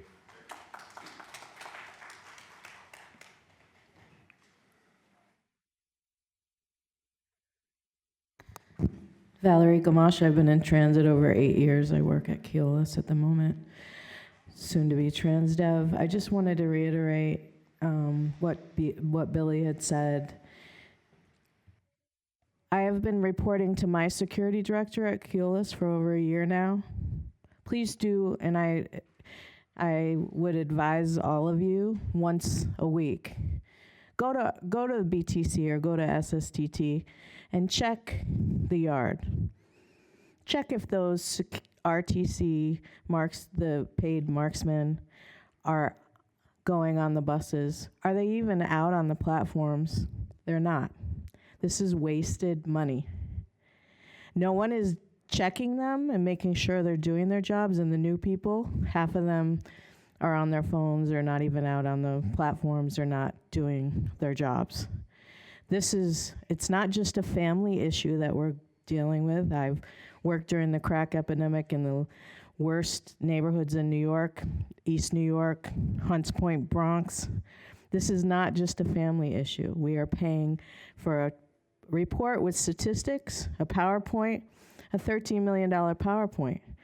If they're not able to do anything, and if they're not even coming on our buses or helping us get people off that are transient, there's a lot of people that aren't paying fares. The majority of them are causing the issue, and we cannot enforce that. We're told not to enforce that.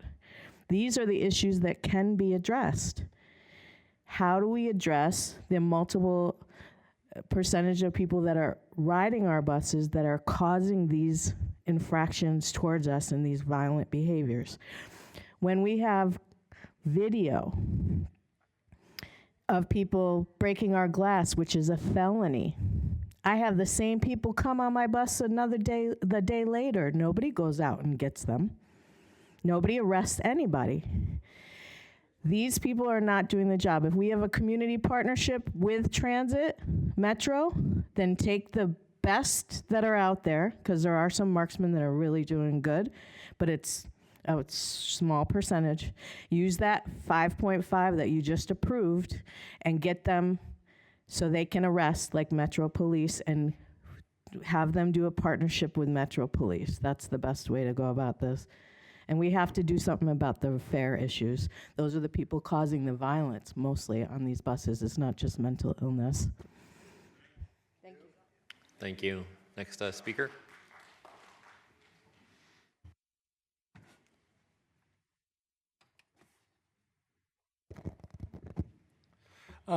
Thank you. Good morning, Chair Justin Jones and members. Alida Dupree for the record, she and her. Where's my clock? Can't see it. Give me a warning. Thank you. Going to talk about some different things. Thank you. I try to come to meetings when I can because I believe in the system. I think it's been 14, 15 years maybe that I've been coming to these meetings. And you know, I love a good public meeting. I'm going to reiterate to you that I am very different from the many in this room. I am a person just as much. I'm sure you all know that. But I want to enlighten that for the record for the many who are in this room, that I am a person just as much and want to be able to enjoy the system just as much as anybody else. So just thought I'd put that out there. And I do believe in this system, and I do hope to go to New York soon. And I'm going to use that legendary and historic transportation system called a subway that I have used since 1970. And I'm going to use it in all the boroughs, not just riding around in Manhattan, but to go to the reaches of Queens and Brooklyn and the Bronx. And there's the buses too, and I've been to their meetings on Zoom and in person. They have lots of meetings, 2 days worth of meetings really. So I'll get to be a part of that once again.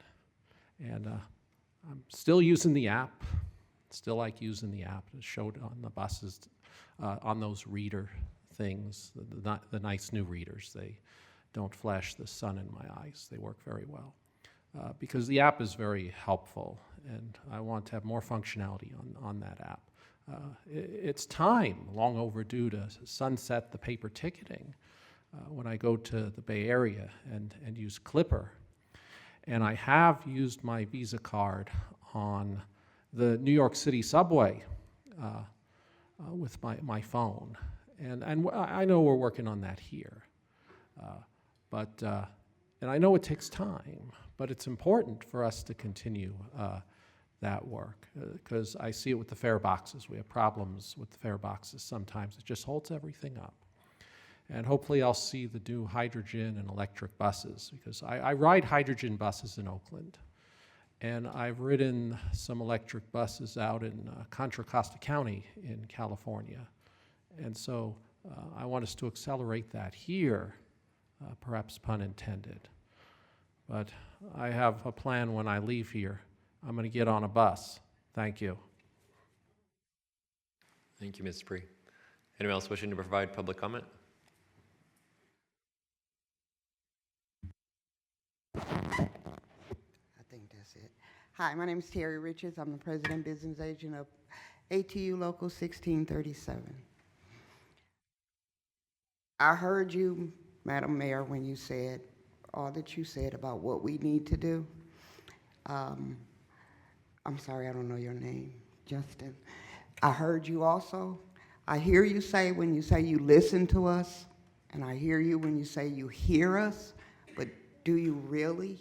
Because I sat here and I listened when Francis gave his report, and I don't know if the companies are telling you that we're taking all these trainings and getting all this information.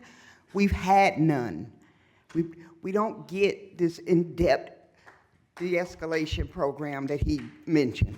We've never had this training that he was talking about with the knowing how to handle situations and where to report stuff to.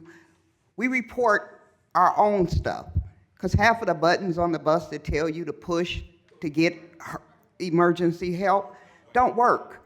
That's why we all have everybody has a cell phone.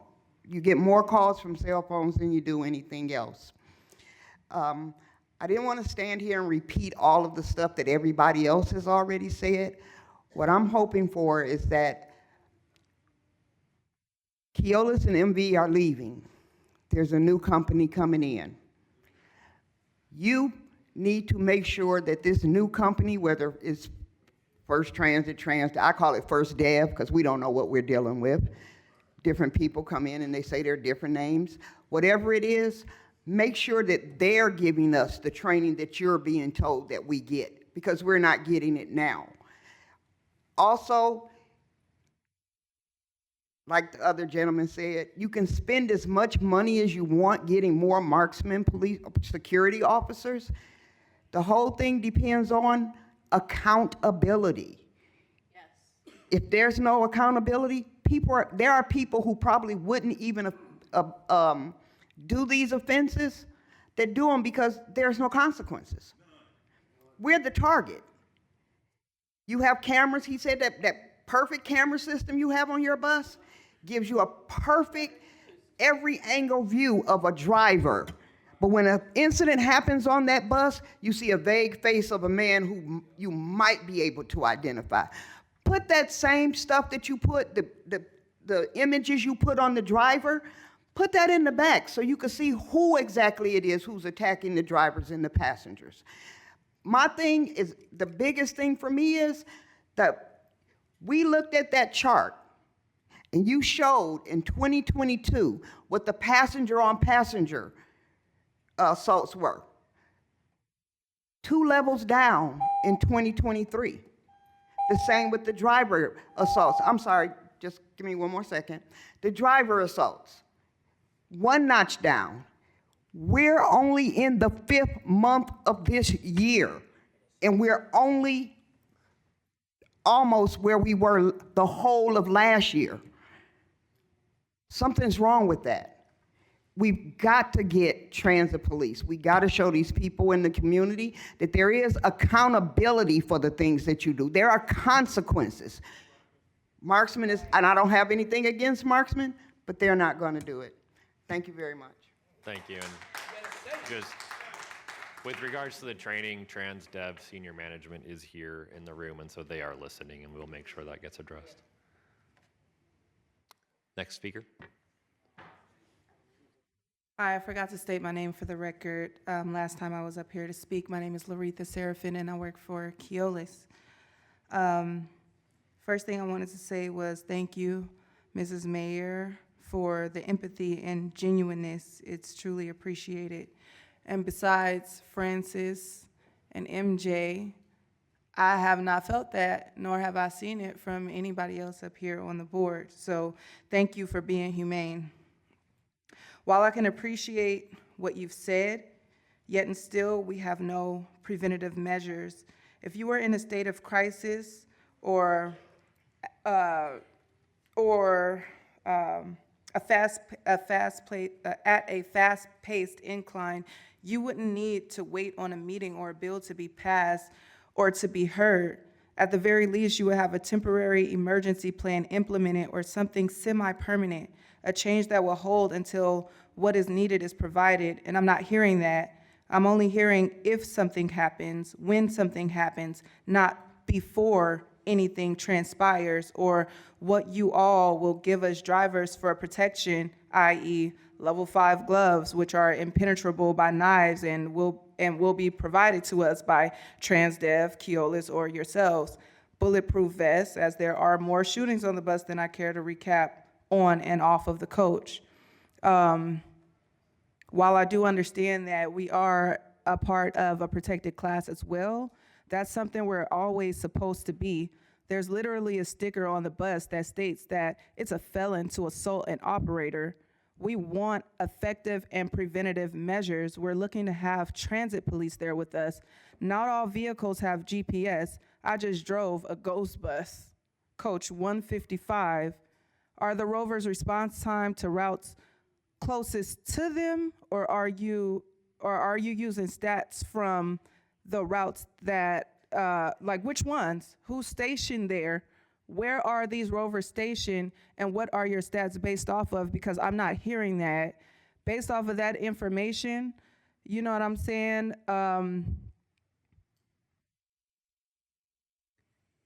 We don't have anything that's encouraging structure on the coach.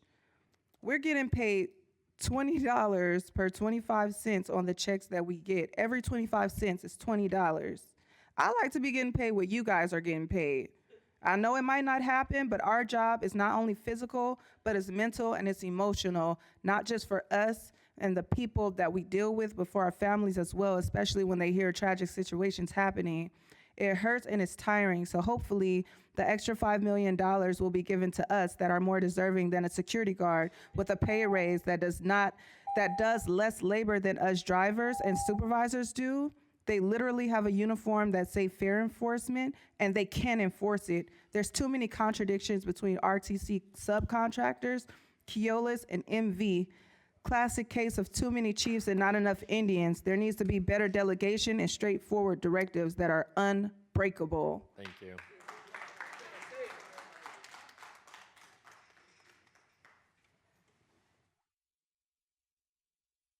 Round 2, Dennis Hennessy. First off, I enjoyed and was very interested in the presentation Francis gave. I have one question throughout all that presentation about budget into 2 or 3 years. At our last security meeting, Commissioner Jones, you were there. I asked a question about where are we at with the state legislator on getting the transit police done. Throughout that entire presentation, haven't heard it. It came out at that meeting that we don't have anything working, that we're probably going to have to wait 2 more years to get the transit police situation solved. The mayor of Boulder City then explained, no, we can do an emergency deal. Once again, how can the Oakland A's get an item pushed in less than 2 weeks to spend for us to give them $400 million, but we can't get the item on the agenda to make us and our passengers safer? Commissioner Jones, you volunteered you stated you ride the buses, you do this, you do that, and I made an open invitation. You're welcome to get on my bus anytime, any day, but you know what? Nobody down here is going to let that happen because they don't want you going on my bus ungoverned. Thanks. Have a good day. Yeah. Just not to get it back and forth, but I actually had talked to MJ to get your information to get on the bus after the safety meeting, just for the record. Sandra Adams, Vice President, ATU, Local 1637. It's my understanding that we have a route change or whatever is coming up July 1st. Is that true? I mean, seems like the union's not getting any communication as to what's happening, when, where, or anything. We're like left in the dark, okay? It's like the RTC, you scheduled this transition right in the middle of the year, and it's affecting the drivers, okay? For number one, okay, TransDev will be the new company that's taking over, okay? The drivers at MV, in our contract, it has stated, ever since I've been there and everybody else, that every pay period we accrue vacation hours. We've been getting that every year. So now we're being told by MV from January to June, we accrue hours, but they're not going to pay us. So is RTC going to pay us? Somebody needs to pay us. I mean, because the morale there is terrible, it's low. For us to get told what we have earned already, we're not going to get is a slap in the face. Yes. I mean, these drivers are upset. So somebody needs to tell us something. I don't know if there's something in writing that states that it's supposed to happen. It's in our contract that we get it every pay period. It's nothing in there that says if they leave, we don't get it. So we need to get our money. That's all I say. Thank you.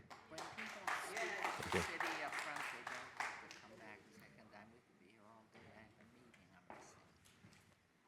Mine is real quick. A lot of our drivers. Can you that please state were your here- name?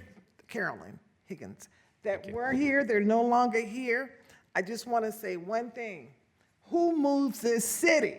We move this city. Who moves this city? We move this city. Thank you. Thank you. Anyone else wishing to speak? Hello again, Kevin Lopez. So, why don't get Metro on the platforms at the stations? The Nike store has Metro on site. Nike store has, go to the Prime outlets, any of the outlets, they have Metro on site. Why we don't get that? Instead of increasing the budget for marksmen, they're not allowed to do anything. Look at their best. They might say fair enforcement, they're not allowed to do anything.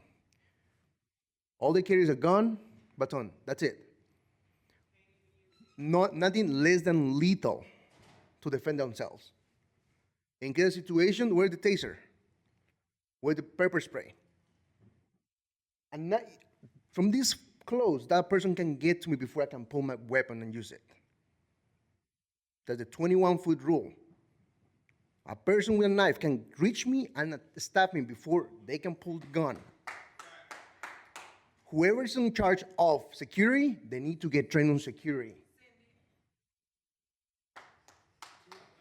It's basic training. I know this because my family is law enforcement. They do security too.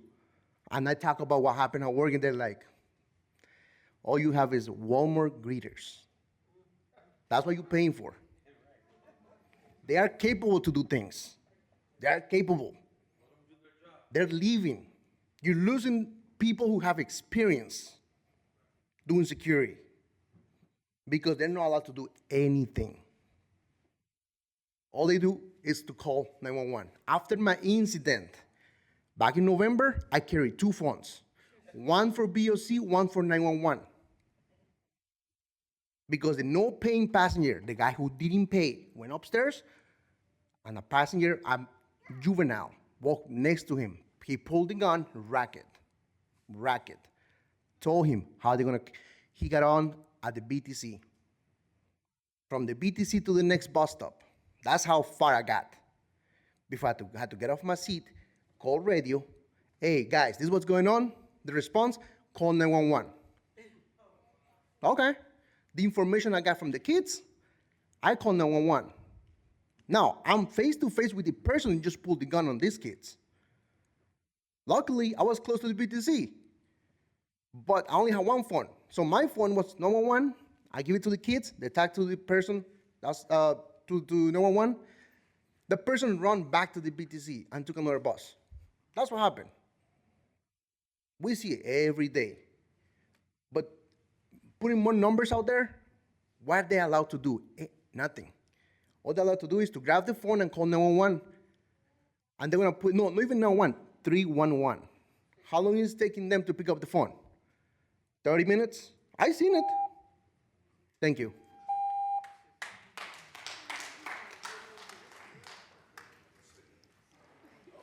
I really wasn't going to say that. Hi, my name is Ron Williams, shop steward of ATU, bus shop for 15 years. I wasn't going to say nothing, but I said, let me get this off my chest. All the stuff that's been going on with us, all us drivers, has put a rage in me. Today, when I woke up sleepers, because I work at midnight, today I woke up sleepers. Maybe about 3-4 months ago, I tapped on the glass from a far distance because I don't want that to happen to me. Now I'm inviting it. Now I'm getting up and waking them up so they can see me, so they can pull their knife, so I can show them who we are. That's bad. That's bad. That I'm looking for them to tell me the N-word or spit at me. Come give it to me. Because somebody has to get they got 20 points against 0. We got to get 1 point. And it's bad when I got to jeopardize my family to think, I got to take one for the team. So that when y'all see the newspaper, bus driver represents. Ain't nobody going to come see me in jail up there. I'm just saying, this is what we're dealing with. This is where my mindset is now. We have no mental people there to help us without any conflict. When I get off work and I go in the yard, there's nobody saying, hey, Ron, can we have a talk? No. We have no counselors. When I was in high school, we had guidance counselors. We don't have that. So now this is what you're facing with. And I promise you, I'm not the only one that thinks like this. Because if you ever seen that old comedian says, I used to live by, I hope nothing happened, but now I live, I wish you would. Yeah. Say it now. That's serious. I just want, and I know y'all heard this over and over, but I'm telling you from a different perspective. One of these drivers gonna represent. If y'all don't do it, we will. I take that back, I will.